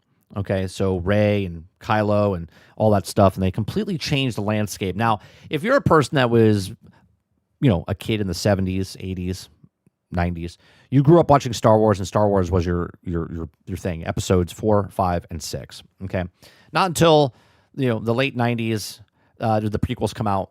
Okay, and then those people started becoming fans of the prequels. But the original trilogy, 4, 5, and 6, some of the greatest movies back then, loved by majority of everyone that saw it. Okay, we thought finally Disney purchased Star Wars, and they were going to make the Star Wars park. We even showed the Star Wars park in the past, where basically they did mock-ups of the ball at Epcot is basically the Death Star, and then you would have all the islands and different things of Hoth, and someone created this, and we're like, oh my God, we might get this with Disney buying Star Wars. And then they're like, we're making a Star Wars park, and everyone was like, holy shit, we're going to get the Star Wars. But if you ever been to Star Wars Galaxy's Edge, you showed up to it, and it was just like, it was like a husk of a thing. I've said stories personally when my kid was very young. We took him there, and he never really liked characters, right? He never liked Mickey Mouse or anybody like that. But then he saw Chewbacca, and he lit up, and Chewbacca interacted with him, and it was like this really nice thing. And when I was there, I hated every morsel of being in this land because it wasn't Star Wars. It wasn't my Star Wars, right? But then I saw it through my son's eyes, and I was like, oh, well, Chewbacca's here. He likes Chewbacca, knows who Chewbacca is. But I was like, oh, this is a nice moment But then I looked around. I was just like, this is not Star Wars. There's no characters that I know or love in this thing. It's just this brand, right? And they had Darth Vader in the parks up until this point, but he was always over by the lightsaber experience, which was Star Tours, and he never left that area. They used to have the stormtroopers walk through and have parades through Hollywood studios and whatnot. But then when these movies got made, they all kind of like disappeared, and you didn't see anybody of the old trilogy. Then we went back years later, okay, and we were in line to get our picture taken with Chewie and I think what's his name, BB-8, okay. And while we were standing in line, my son says, "Is Han going to be here?" Okay, and I said, "I don't know," because I thought that all the people would be there, and they weren't. Because the employee that worked at Disney at the time was standing there before we walk in to get our picture taken with Chewbacca and BB-8, okay, said, "Oh no, Han's dead." And I was like, what the fuck, right? Because obviously they try to keep the park thematically with what's happening in the story of Star Wars. Well, Han Solo was died in the Force Awakens. So I was like, oh, for God's sakes, right? Well, now, magically, okay, they're bringing the original trilogy characters back. They're bringing Luke, Han, Leia, Darth Vader, and they're bringing it into the parks. And now I just think, but they're only bringing them over to Disneyland, right? And I think too little too late. You've completely and utterly ruined the Star Wars brand because you got rid of all the characters and stuff that people cared about. But now that Kathleen Kennedy is supposedly, she's not officially gone yet, is done, right? All of a sudden, Disney's like, well, yeah, we're going to put the original trilogy characters in the park now, which makes you wonder, did they not do it because of Kathleen Kennedy? And does Kathleen Kennedy really hate Lucas that bad that she didn't want to use these things while she was at the thing? And she's like, well, now I'm gone, so you could do whatever you want, right? Type of thing. Like, was it out of spite? Was it to shit on the entire franchise purposely? I don't know. You can make your speculations, right? So if you guys like what I do here, we do this Monday through Thursday from 10 o'clock in the morning until noon Eastern. Hit the like button, hit the subscribe button, right? Darth Vader and the original trilogy updates coming to Star Wars Galaxy's Edge at Disneyland, right? Disneyland Resort announced exciting update. Is it exciting? I don't know if it's exciting. Do I look excited? Coming to Star Wars Galaxy's Edge in Disneyland beginning on April 29th, 2026. Black Spire Outpost. Now, I wonder if it's, here's, again, just speculating here. I wonder if the announcement of Kathleen Kennedy actually leaving, okay, is just before this. And then on April 29th, it happens. Like, she gets let go or retires, and then it happens. I wonder if we hear before April 29th of her leaving. Okay? It'd be funny if it's the same day. What day is the 29th? What day is the 29th of April? That is the last Wednesday of April. So one more day, and then it's, so it's the last day, Wednesday of April. Okay, so the Black Spire Outpost is expanding its timeline, introducing elements from the events of the original film trilogy. As a result, visitors of Batuu, the planet inside Star Wars Galaxy's Edge, may cross paths with some few familiar faces. From Darth Vader to the Imperial Stormtroopers strutting around through the streets of Han Solo, Chewbacca, reuniting the Millennium Falcon, and all the John Williams icon musical themes and swirls throughout the air. The original Galaxy's Edge timeline plays Batuu during the era of resistance in the First Order between Star Wars The Last Jedi and Star Wars The Rise of Skywalker. Okay. The new timeline will roll back several decades, expanding the span events of Star Wars Return of the Jedi and Mandalorian. Ever since the Black Spire Outpost welcomed the first visitors of 2019, the land was also being grown to changes to adding new characters, attractions, and special events. The new timeline shifts is the next chapter, ever-expanding story of Batuu, and we've also seen the Star Wars Galaxy's Edge as a platform for storytelling. And land would also continue to live and grow and evolve, and explains the Vice President, Executive Creative Interactive Experience of Walt Disney Imagineers. The new timeline means new characters, Han and Leia, as well as the updates at some of the shops and even the land itself. Here's the breakdown of the biggest enhancements coming to Star Wars Galaxy's Edge in Disneyland. Okay? Wandering through Black Spire Outpost, you never know who you might also bump into beginning at the end of April 2026. Darth Vader will be landing in Batuu, joined by immense Imperial stormtroopers. Okay, it says, quote, we knew that Vader had to arrive, explained the executive creative director of Disneyland Entertainment. He's an iconic villain, best villain ever, in my opinion. All I have to say is, go fuck yourself. Okay, because the fact that it took you 7 years to get the most iconic villain into the Star Wars land speaks volumes. Okay, speaks volumes. Okay. It says Vader's search for Luke Skywalker brings him back to Black Spire Outpost, and visitors may cross paths with the powerful Sith Lord near the TIE election. All right. Now, this is another question I have. I know a lot about Star Wars, but was this ship that they have built there, was this part of that era? I don't know. I think this is like the tail end. So like this ship technically wouldn't exist and Darth Vader wouldn't be in this ship, but 100%, they've changed stuff all the time, so I could be wrong. I'm probably wrong. Okay. One of the lesser known facts of the TIE is that it actually, oh look, they actually say it here. It's actually an Imperial era ship. Okay. Kamala says, it carries the same old markings of all the TIEs from the era. Since Galaxy's Edge debuted, the craft belonged to Kylo Ren, making it sort of like a vintage car. So, canonically, it aligns with the new update timeline we're celebrating now. Now, I would love if people that are much more nerdier than me would go back and see if this actual ship ever showed up. Because, obviously, they can rewrite history and say, oh, yeah, well, canonically, it says it's part of it.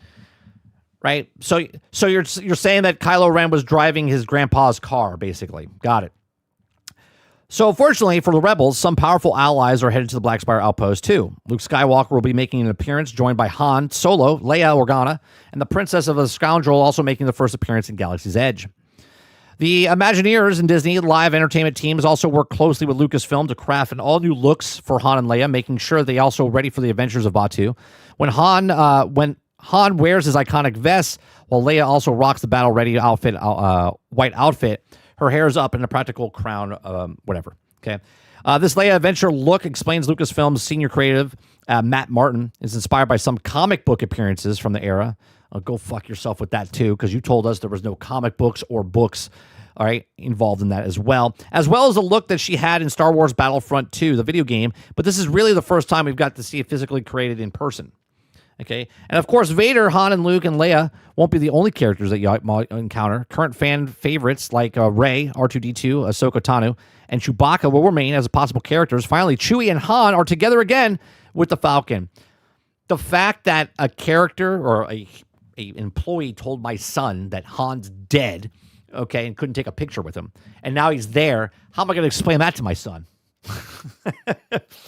Oh, he's back. He's back. Right. Plus, fans may also cross paths with Mando and Grogu, who will also be embarking on a new adventure together. A previous announced Millennium Falcon Smuggler's Run is getting a brand new mission being on May of 2026, inviting you and your crew to team up with Mando and Grogu to track down Imperial officers and claim a bounty. Okay. That's another fuck up, I think, in my opinion, that you have Han and Chewie back together again, but yet the Millennium Falcon ride is now going to be part of Mando. I think it's cool that Mando's there and they could do stuff, but I really think they could have updated the Millennium Falcon to have fucking Han and Chewie inside the Millennium Falcon. That's just me, though. Okay. Plus, a fan may also cross paths. We already read that part. Emphasize that the end of the team of the Galaxy's Edge always feels immersed and authentic as possible. To celebrate the new updates, Lucasfilm is teaming up with Marvel Comics to release a new tie-in comic series revealing the backstory of how and why the Empire and Rebels came to Batuu. Do you see what I'm saying? It was supposed to be original trilogy stuff, but then they fucked it up and made it the new trilogy stuff. And then they just say things and they're like, oh yeah, this is how it is. And they just write it in there and then tell you that it's always been that way. And that's what I don't like, right? So bringing all these familiar faces means that you'll never know who you might encounter under the spires. Rey, for example, might pop up closer to Star Wars Rise of Resistance, which remain unchanged, while you also might catch Mando or Ahsoka wandering through the bustling marketplace. And of course, R2-D2 will be roaming throughout Okay, new looks at familiar locations. Every corner of Black Spire Outpost has a rich history of rolling back the timeline, means that fans can experience some familiar locations in all new way.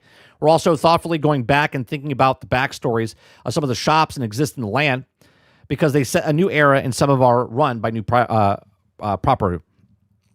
One of the biggest changes is coming to the existing First Order cargo, which is getting the refresh under a new name, Black Spire Surplus, located near the tie. This is the First Order stuff in the back of the park. You can go and there's a shop and stuff in there. They're changing that up.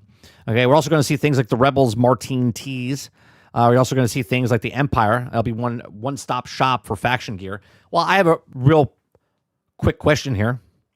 The ride, Rise of the Resistance, kind of like doesn't make sense now, right? Because if I'm outside Rise of Resistance and I see Luke and Leia, but then I go into the Rise of Resistance ride, and that takes place 30 years later. It's like a time warp.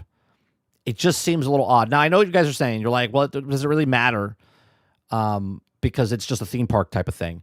But if you're trying to immerse people into this world, and yet I go into Rise of Resistance, I see the First Order, I come out, I see regular stormtroopers. Then I go into another ride. I see Han and Chewie, but then I go over here, and then this timeline. So it's not like the land is this giant. It's like 4 acres. Okay, it's not this like giant park like it's all of Star Wars. It's just this small little area, and so different times. Like if I went in at 1 o'clock into a ride, but I come back out and it's completely different. Now there's Luke, Han, and Leia walking around, and then 45 minutes later I come back and now there's Kylo Ren and Rey walking around. It's like you're going through, the world between worlds, and you're going through like a time portal, which kind of just fucks it up in general. Here's my thought after all this, right? Because they're doing the movie's coming out with Grogu and whatnot. I wonder, obviously, because this is only in Disneyland right now. Obviously, this is a testing ground to see if it works out there. Okay. And if it does, it'll come to Disney World. But this is all a test. This is a test. And if Grogu does well, or Mando and Grogu does well, and then they do implement the world between worlds, then they can change something in the parks to make it like you're going through the world between worlds. So it wouldn't really matter. Okay. And then it would immerse you more because now inside the actual Star Wars would actually be the thing that you're living in, and you're going between the world of the worlds, and it constantly changes. So it'll be interesting to see. Then if it works out correctly, right? So let's just say the best case scenario, even though they just closed down the hotel, the experience for where you're on the ship, and it was, if it works out, they've done nothing with the building. It's a storage facility right now. If this works out in Disneyland and it comes over to Disney World and the movie does well and Star Wars starts to kind of go up again, I see them opening up the hotel again and changing it in some way, shape, because what are you repurposing it as?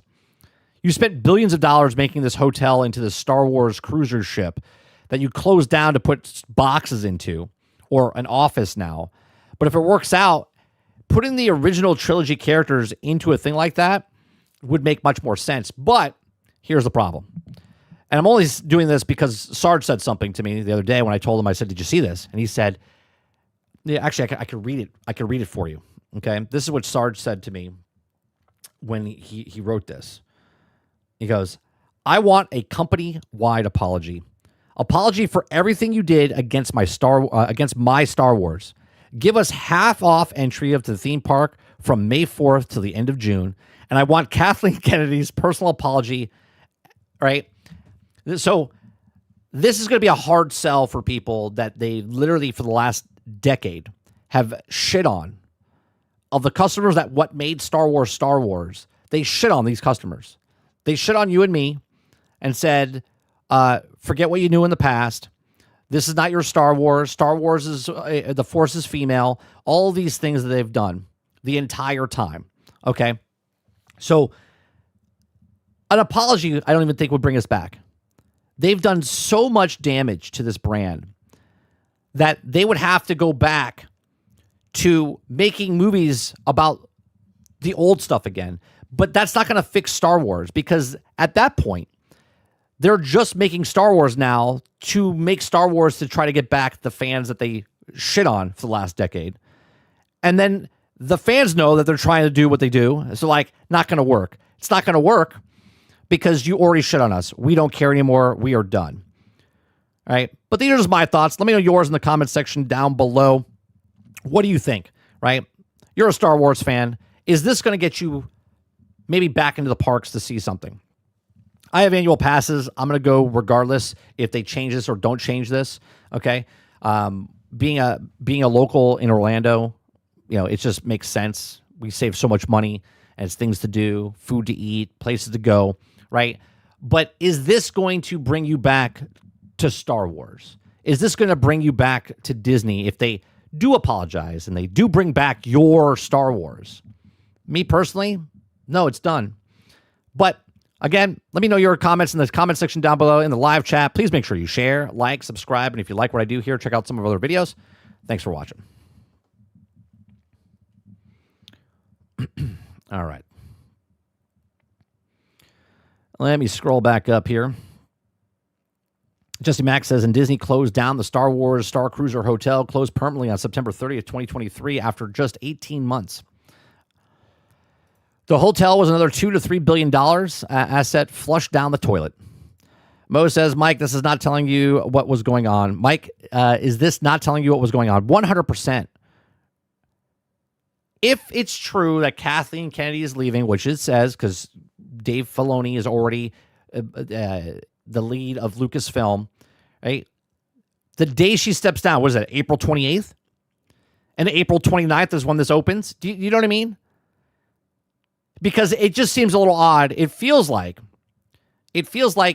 she was literally holding it back because maybe she hated working for Lucas back in the day because she held the coffees back in the day and had to run. She was a gopher, basically, right? She was a gopher back in the day when they were making these films, right? She's been in the industry for decades, right? But Spielberg and Lucas probably didn't respect her back then.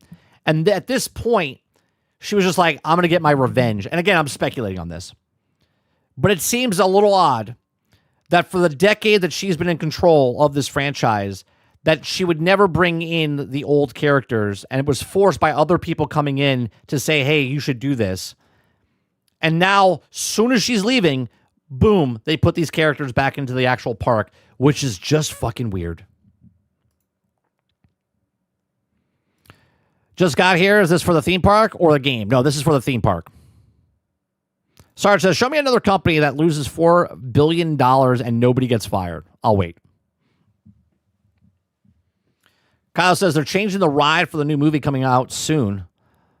They need that promo. Yeah, no, it looks cool too, and they're upgrading up the visuals and stuff like that as well. And it's going to change, so it's not going to be the same ride over and over. There's like a code that you can put in now, and it's like a different outcome. They're going to change it. It's going to be like 7 different mission-based type of thing. So every time you go on the ride, it could be different for you, which is cool. Kyle says the hotel was so dumb they can't even make the regular resort that's Star Wars themed. Yeah, it's so ridiculous, man.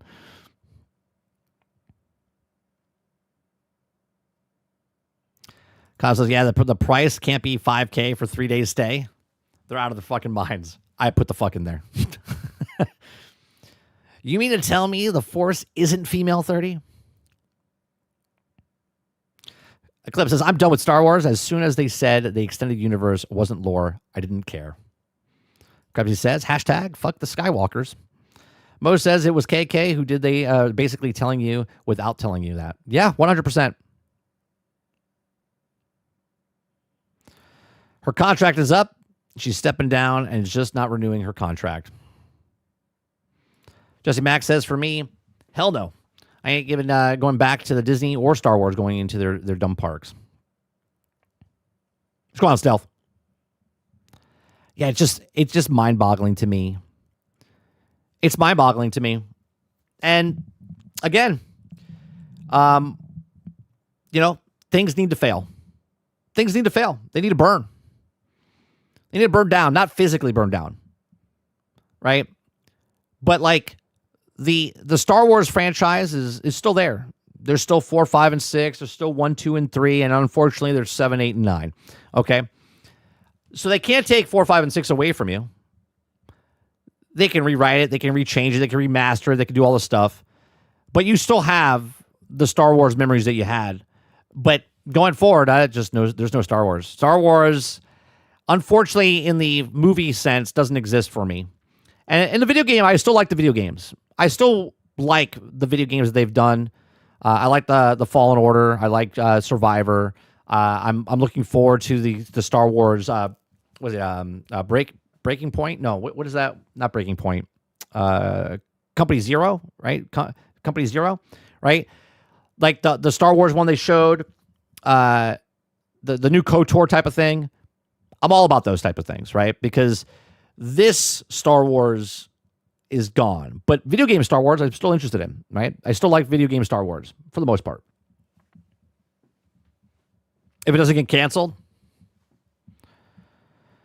Kramer says, here at Disney, we made a continuous effort to not have our most iconic villain at the parks till March of 2026. Yeah, it's so fucking stupid. She's a feminist and wanted to break down the male activist success to try to build up the female and also show that you don't need a man. Propagandize feminists and also can't beat out men, and feminist is trash and bad for business. I think they could, look, here's the thing. They could have done it. Like, there's people that don't like Ahsoka's character, but she is a good character. But then what they've turned her into even more now is like they literally took Ahsoka and replaced Luke Skywalker. They replaced Obi-Wan Kenobi. They replaced Ahsoka with these characters. But if you ever watch the Clone Wars series, she was an annoying character, but she has a really good arc as she goes through. But then they kind of ruined that arc for the television show, right?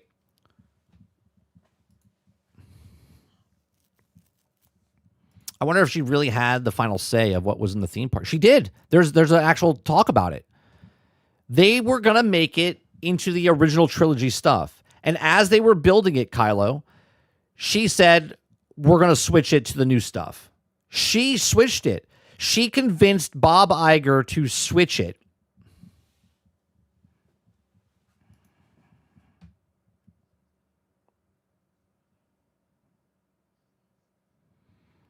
Let's see. 30 Faith of the Old Republic. That's it. Faith of the Old Republic. Thank you. Upcoming Star Wars pod racing game looks awesome. Yeah, that looks good too. It's all Frank Marshall's fault. Best friend with Lucas.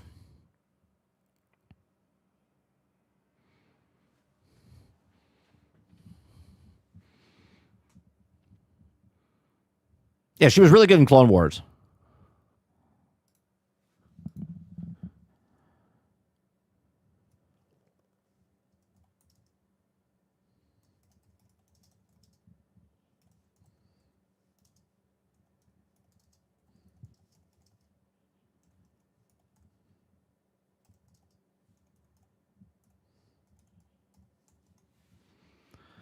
Let's see.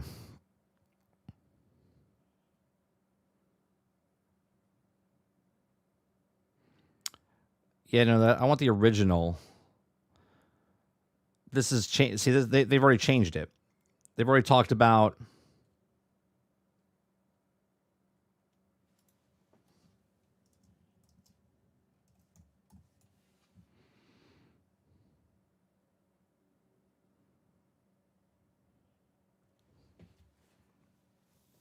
Here it says, Walt Disney's Imagineers, led by figures like Scott Trowbridge, shifted Star Wars Galaxy's Edge from the original trilogy locals like Tatooine and Endor to the new planet Batuu to set the sequel era, episodes 7 through 9, after Disney CEO Bob Iger saw early Force Awakens footage and wanted to embrace the new stories, allowing unique immersion and less travel Star Wars locations away from iconic established planets, creating the Black Spire Outpost. Now, obviously, it doesn't say Kathleen Kennedy. Okay, but you have to admit that Bob Iger making his changes because he saw The Force Awakens and was like, oh, we're all in on this, had to be in some way, shape, or form from Kathleen. She is the lead of Lucasfilm. She okayed the movie. He okayed the movie. They're like, yeah, instead of going with the old stuff, let's go with the new stuff.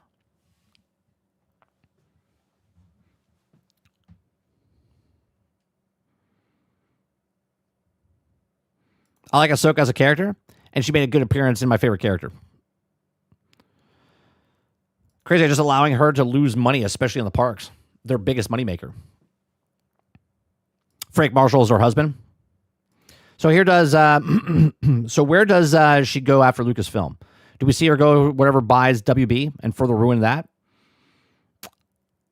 I'll be honest. I think she's done. I don't think she goes, I don't think any studio hires her. I think she's done. I think she starts something else, but I don't think she comes into a brand that's already established.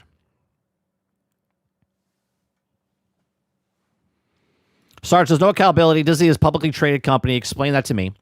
The shareholders don't get retribution. No one is fired. Disney loses over 50% of the value, and no one is fired. They brought back the trilogy characters at Disneyland because those are the only ones people give a shit about. Same reason all the new merchandise for the Rey era sits on the shelves collecting dust. Yeah, but the problem is that new stuff doesn't sell either anymore because they burnt the bridge.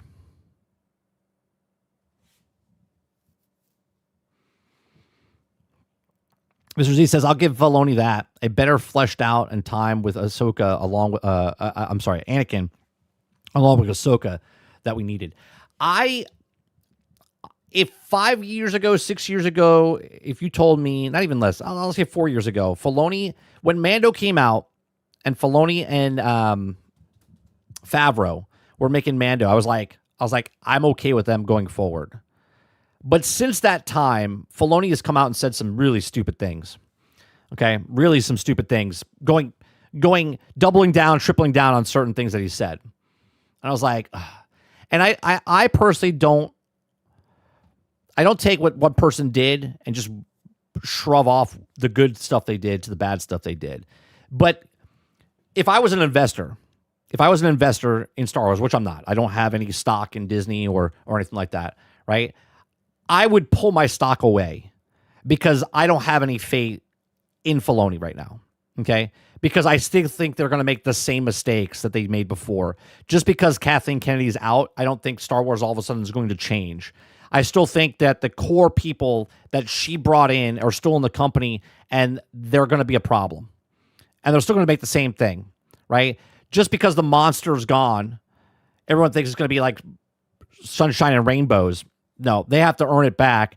And unfortunately, in the movie space, none of it makes me feel good. Gaming celebrates 23 months of membership at work, but here for lurk support. Thank you, Ginger Prime. Appreciate that. Thank you very much for the continued membership. Thank you very much. Right? I just feel like, and again, I'm not speaking for everybody. I'm speaking for me. It's going to take a lot more. Like, just like Marvel, Disney and Star Wars has to come out.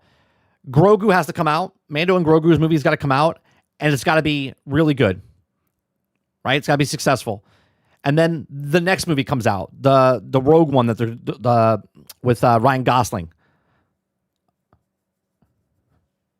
At Solom_Argus celebrates 24 months of membership, 2 years, baby. We are there.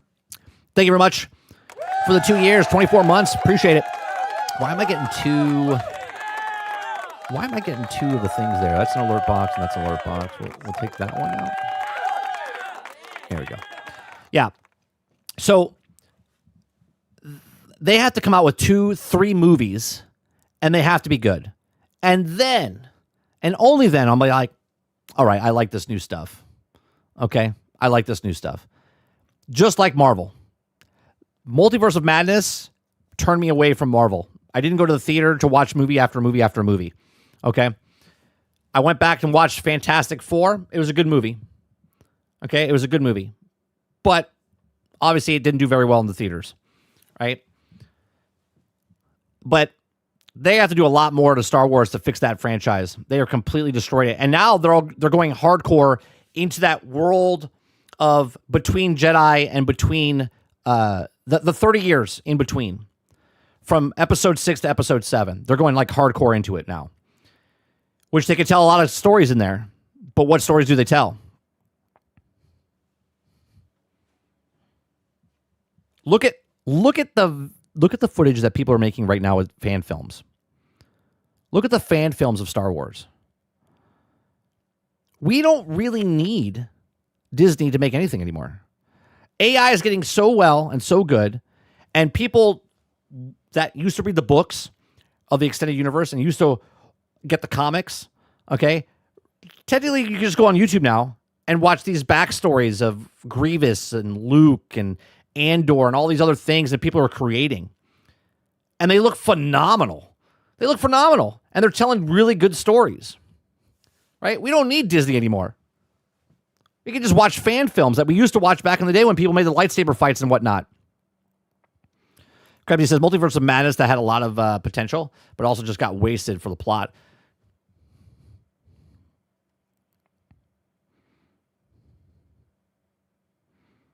Correct, Sarge. The fans will just make their own movies. Remember the other day I was talking about how, what's it called? Star Wars Theory? He literally tried out his own thing the other day. Right here. I created my first one. This is our first time. Right? He created this the other day. I haven't watched this. I saw it. Like the clip, like the thumbnail, and I was like, oh, I'll watch this, right? This is the man that he put his money where his mouth is. Okay? He started his own lightsaber business so he could fund the movie he's going to make. He's been watching Star Wars fan films now, and it's like, this is crazy. So this is his first one that he's making. Okay? Let's watch a little bit of it. Our first time ever doing an AI project.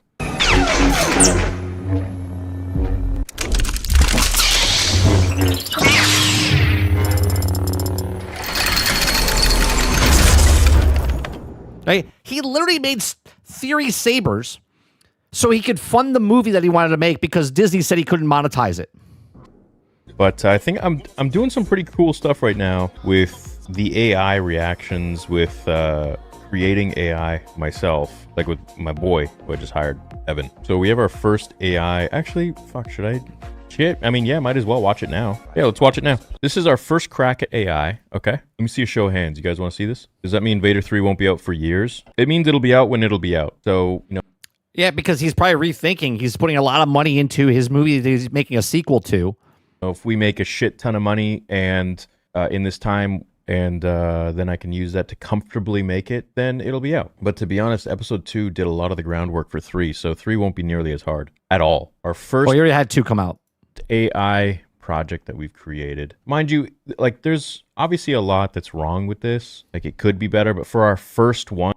And this is the worst it'll be today. I mean, shit, I think it's pretty great. I think Evan did an amazing job. So it is Shadows of the Empire. We took essentially the cinematic, and I'll bring up the cinematic here in a second. Just trying to find it. So we took this scene, this original scene.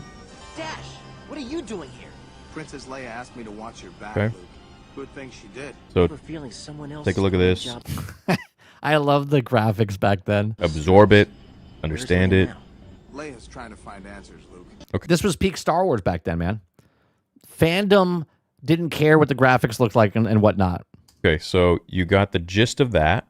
Okay, so we took this scene and we essentially did it all in AI and dubbed, and respect to the I was going to do another version where we have the credits and it shows the credits of the voice actors and all that stuff because we want to keep, you know, our respect to the original. But this is 1996 Shadows of the Empire cutscene. I played it when I was a kid on my N64 with my dad. So here we go.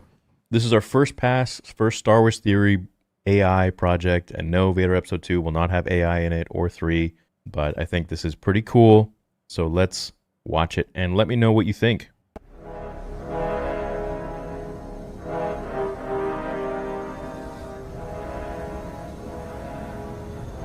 Oh shit. Oh, it looks so much AI, right? I understand it looks AI. I know people are going to look at it as AI. Remember now, no extras, no set design, no CGI, prompts in a thing, create the thing.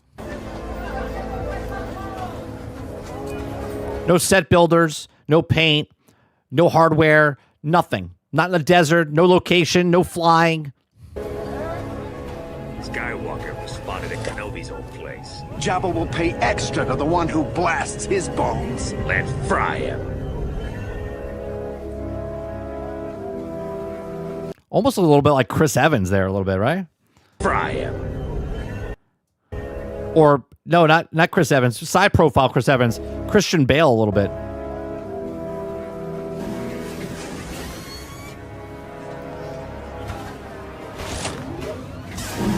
Like you look at this and you could be like, it's almost like an animated series. Like think about Reboot back in the day.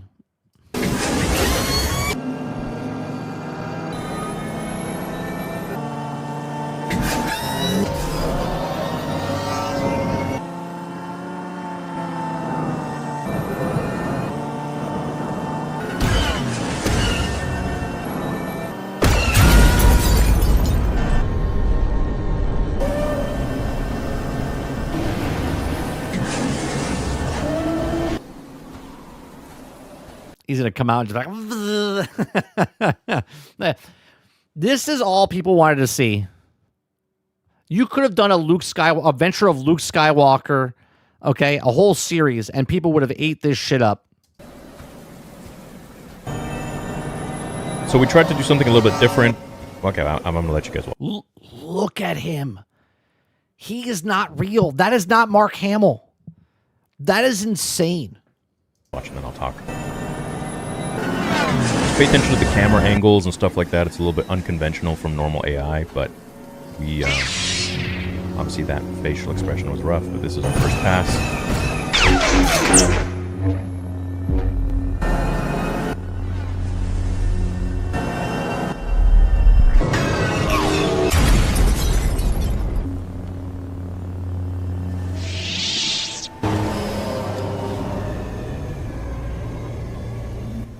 The eye placement and what they look at is weird, but...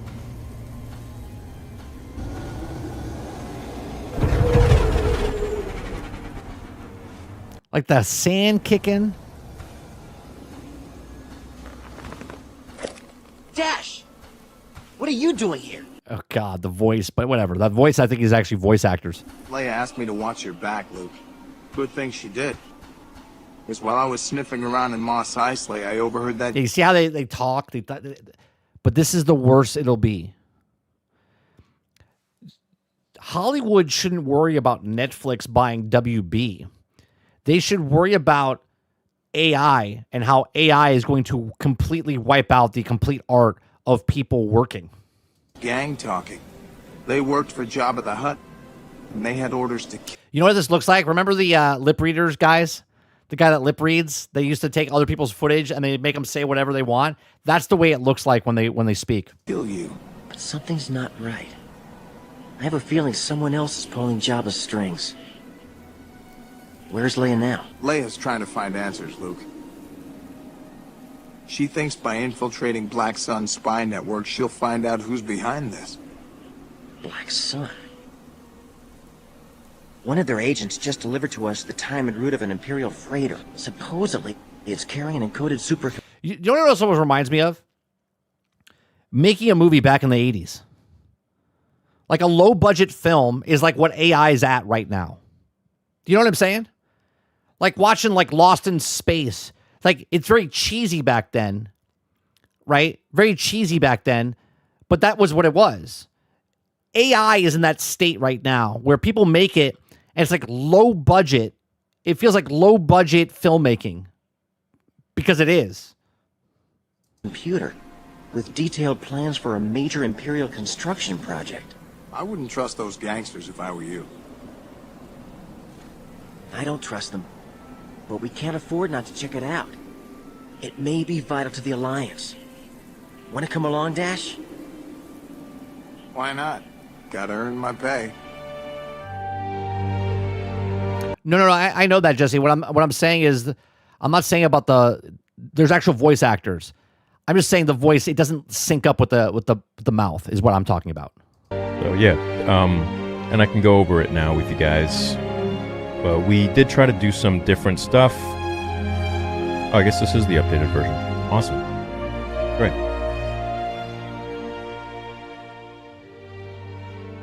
Just think what you could make. It's insanity. Yeah. So, okay, let's go to the beginning and run through it. So he's doing like a director's cut. So if you guys want to go watch that, you can finish watching that, right? But that's the worst it's going to be. The worst it's going to be. Right? That's what it looks like. It looks like low-budget filmmaking. Like if I had to make this and you're like, I have a camcorder and $100, I make some miniature models and stuff like that, and then you film it in front of it, you put it in a green screen, you shrink them down into the actual town. Like that's what it does, but you don't have to do any of that. You just type in the prompt, make what you want to make, right? I've been messing with it a little bit because of the music that I have. I was like, you know what? I want to make music videos. So I've been slowly trying to make a music video for one of the songs, right? I don't really like the way it is. I'm trying to be more uniform, like this is a Star Wars thing, so I just don't understand the way to do the prompts yet. But I'm trying to use the prompts so I can make music videos for my music. Cinematically, that is. Exactly. I would love to watch a low-budget Star Wars like back in the day, but it also never happened. So this is what I get. Right. And anybody can do this now. Like anybody can do, you know what? Remember that scene I wanted to do where Luke Skywalker was in his hut and all of a sudden, like it's an establishing shot. You hear some noise, like he's struggling in his dreams. And all of a sudden you see Luke laying in his bed. And then all of a sudden you do flashbacks of when he was fighting someone, or then all of a sudden you show pieces of like Rey and Kylo and all this stuff that's happening. And then all of a sudden he wakes up out of a cold sweat. And all of a sudden Mara Jay's there. It's like, Luke, are you okay? Oh, I had a bad dream. And then all of a sudden, like Rey comes into the picture. It's his daughter, or it's Obi-Wan's kid or something. I was like, and it was just all a bad dream. Like 7, 8, and 9 didn't exist. I can make that now. I can make that now with no budget. Just paying for the monthly fee of using the AI and closing a small town because they don't have enough power to do it. But do you see what I'm saying? Like anyone can make the fan films they wanted. All the fan films that we got from Star Wars over the decades, some of the best ones, they're all crazy. And these are people that actually went and go filmed them in their forest, in their neighborhoods, or whatever. Now you can just sit there in your house and type it away and make stuff like this. Mind blowing. It's mind blowing.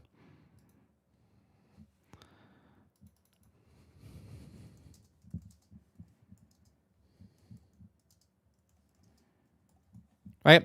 This is happening all over the place. 2 weeks ago, Star Wars Darth Vader beats the Millennium Falcon to Cloud City fan film.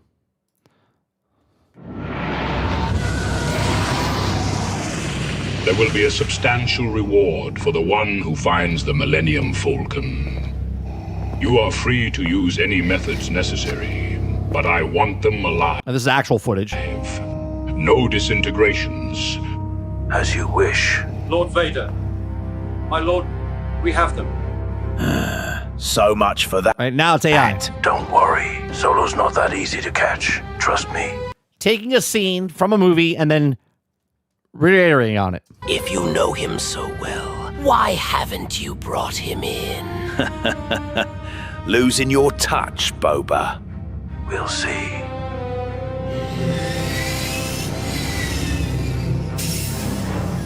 Lord Vader, the ship no longer appears on our scopes. I take full responsibility for losing them. My sincere apologies. I assure you, we will expand. You see what I'm saying? It's like low-budget filmmaking back in the day.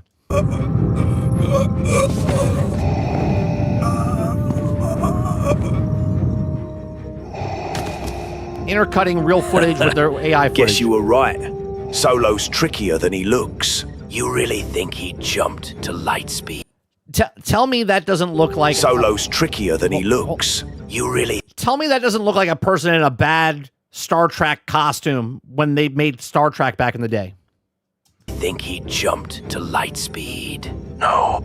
Then what do you think happened? If the hyperdrive worked, why attack? Why not jump the moment they cleared the asteroid field? This is a restricted area. You and Your kind need to clear the bridge. What do you mean, your kind? Now. Come on, let's get out of here. Solo could be halfway across the galaxy by now.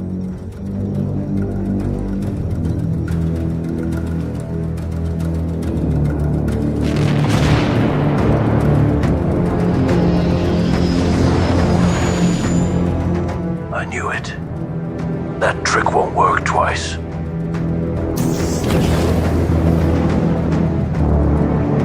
Lord Vader, I am... This is all you need as a Star Wars fan. You no longer need Disney to make Star Wars. Tracking the Falcon, and I know where it's going.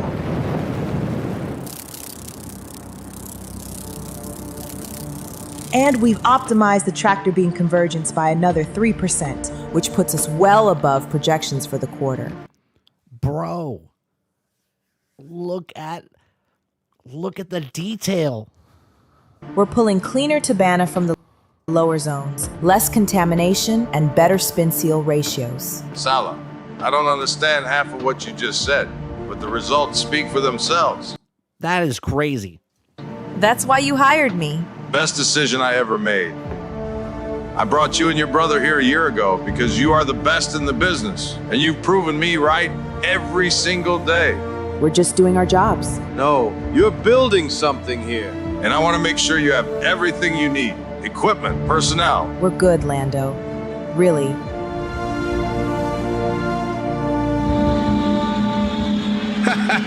Lobot, bring up my 11:30 appointment. Ideal sat back in the velvet. If you don't want me pausing and stuff, you can go watch this. I'll put the link in the description down below. Where the high rollers come to play. This is just one of our resort levels. We're a completely independent operation. No corporate oversight. No bureaucratic red tape. Just good business. And far from imperial entanglements. Discretion is our specialty. Up here where the rules don't apply. Up here. My only critique about this, it looks too clean.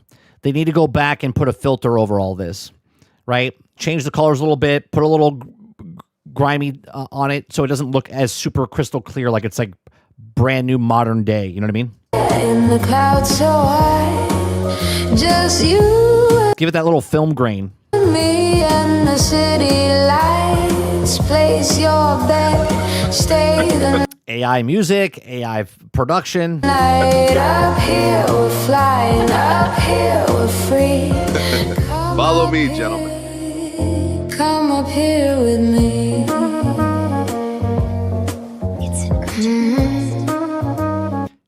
Again, I'm gonna keep saying it.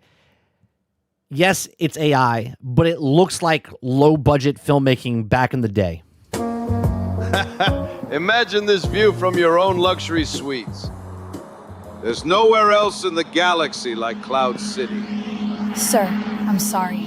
Cloud City Approach Control has an urgent message. Calrissian. Baron Administrator. We have an Imperial Lambda-class shuttle requesting immediate landing. They're demanding an audience with you.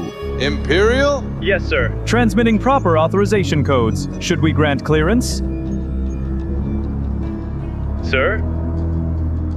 Yes, grant clearance. Platform 327. I'll meet them there. Excuse me, gentlemen. Something urgent's come up.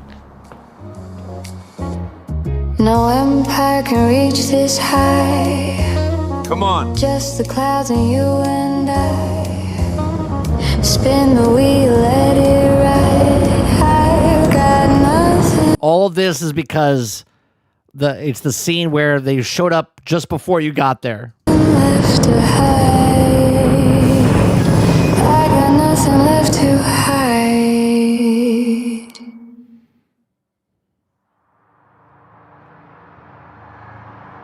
Lord Vader, I assure you our operation here is completely legitimate. If there are concerns about our mining output or tax compliance, I can provide full documentation. I am not here about your mining operation.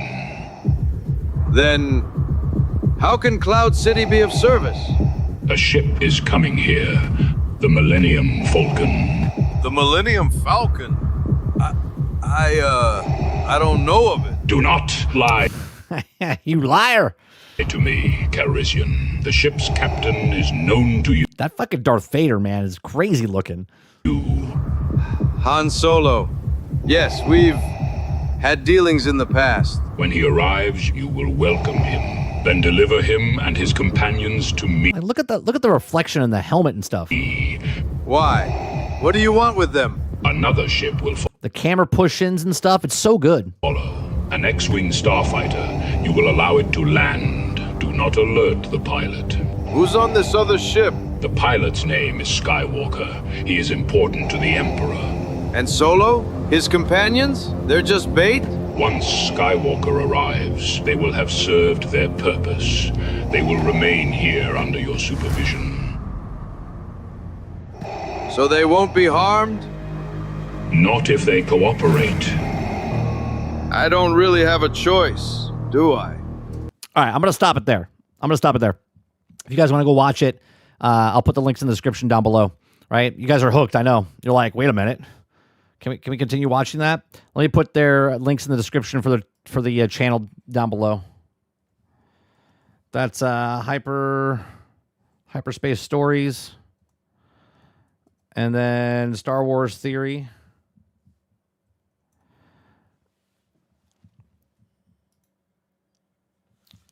Like, it's insane, right? And again, Paramount and all of them are worried about Netflix not putting movies in theaters anymore. Okay, what's going on, Ford? We're just talking about AI in general. We watched, talk about movies. We're talking about just how we brought up in this, Ford. We were talking about the parks. We're bringing in the original trilogy characters back into the Disney parks, like Han, Leia, Luke, Vader, which then we started talking about how they completely lost, changing and trying to win back the fans. And then we started talking about AI and how fans are making movies, and the movies are being made by people that are actual Star Wars fans. And then we started watching a couple of the films. So, typing, of course, they're also watching it. Have you seen the National Geographic thing that you also do with Pokemon? That's so cool to me. No, I haven't watched that yet. Yeah, like Doctor Who. That's what AI feels like to me right now. AI feels like Lost in Space, Doctor Who, Star Trek. And I'm not saying like the way their stories. I'm talking about the style of the way they filmed it. That's the way AI feels to me.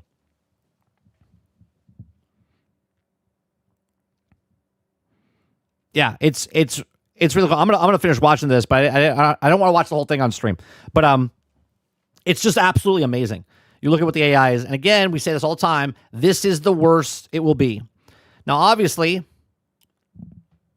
right? Even though it's AI, it looked amazing. But that's the point, right? If you're a fan of something, okay, and you're just watching it on YouTube, you didn't pay for it, just someone made a fan film and you watch. We all watched fan films of whatever franchise you want, right? For over the decades. No one ever had a problem with that, right? Because people were making fan films. If it was animated, if it was, different style, if it was live action, people were just making the stuff. We were like, oh my God, it's so good. Imps. Remember Imps? Everyone loved Imps, right? Because it was passionate. People were making the actual thing, right? And you were entertained by it, so you watched it. Well, now people are making fan films, but they're using the actual characters from the actual things. They didn't have to go buy Stormtrooper costumes or whatnot. They didn't have to build Cloud City. They're just making the stories and telling you the stories, and you're being entertained. And if you're entertained, you're like, yeah, cool, that's cool. That was a cool 15 minutes I spent on my day. Awesome. I want to see more of that. Disney comes out and they make stuff, and it's nothing like what it's supposed to be. So, I don't know. There's my thoughts. Let me know yours in the comment section down below. What do you think about AI? What do you think about Star Wars? Is it safe? Does it matter? I don't think it matters anymore. I think technology has gotten to the point where we don't give a shit if Lucas makes Star Wars, if Kathleen Kennedy makes Star Wars, if Disney makes Star Wars, because there's this. And they don't have to make money off of it. They can just put it up there, make a fan film, not get monetized, and just have you entertained. And I think people are okay with that. Again, my thoughts. Let me know yours. All right. I think that's going to do it for me today. 12:18. We usually go to all 12. We've been going over a little bit. If you guys like what I do here, we do this Monday through Thursday from 10 o'clock in the morning till noon Eastern. We just have conversations, talk about news stories, watch videos. If you guys like it, hit that like button, hit that subscribe button. Spread the channel around so other people can find us and whatnot. We'll be back tonight for Generation X Gaming, a weekly podcast that goes over a few of the top stories from the past week, and we rant along the way. It's 8 p.m. right here on 30 NSG. Still haven't got the internet situated.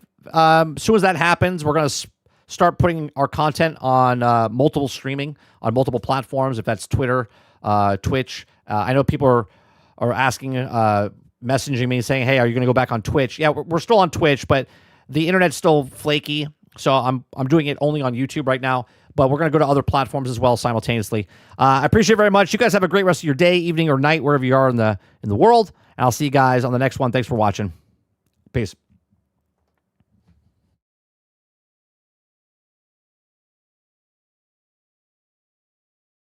Yeah, money talks, we listen.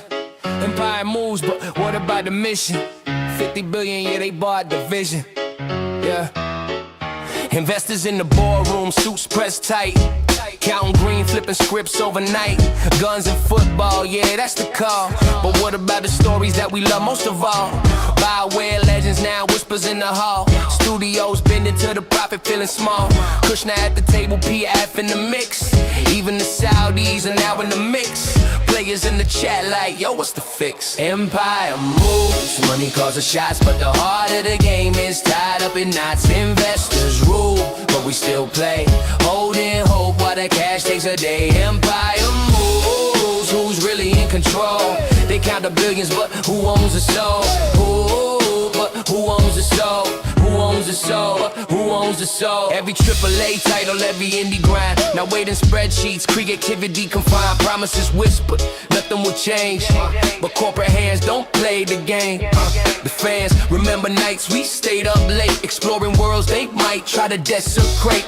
Passion can't die, it's coded in the heart. But will it survive when profit tears it apart? Empire moves, money calls the shots, but the heart of the game is tied up in knots. Investors rule, but we still play.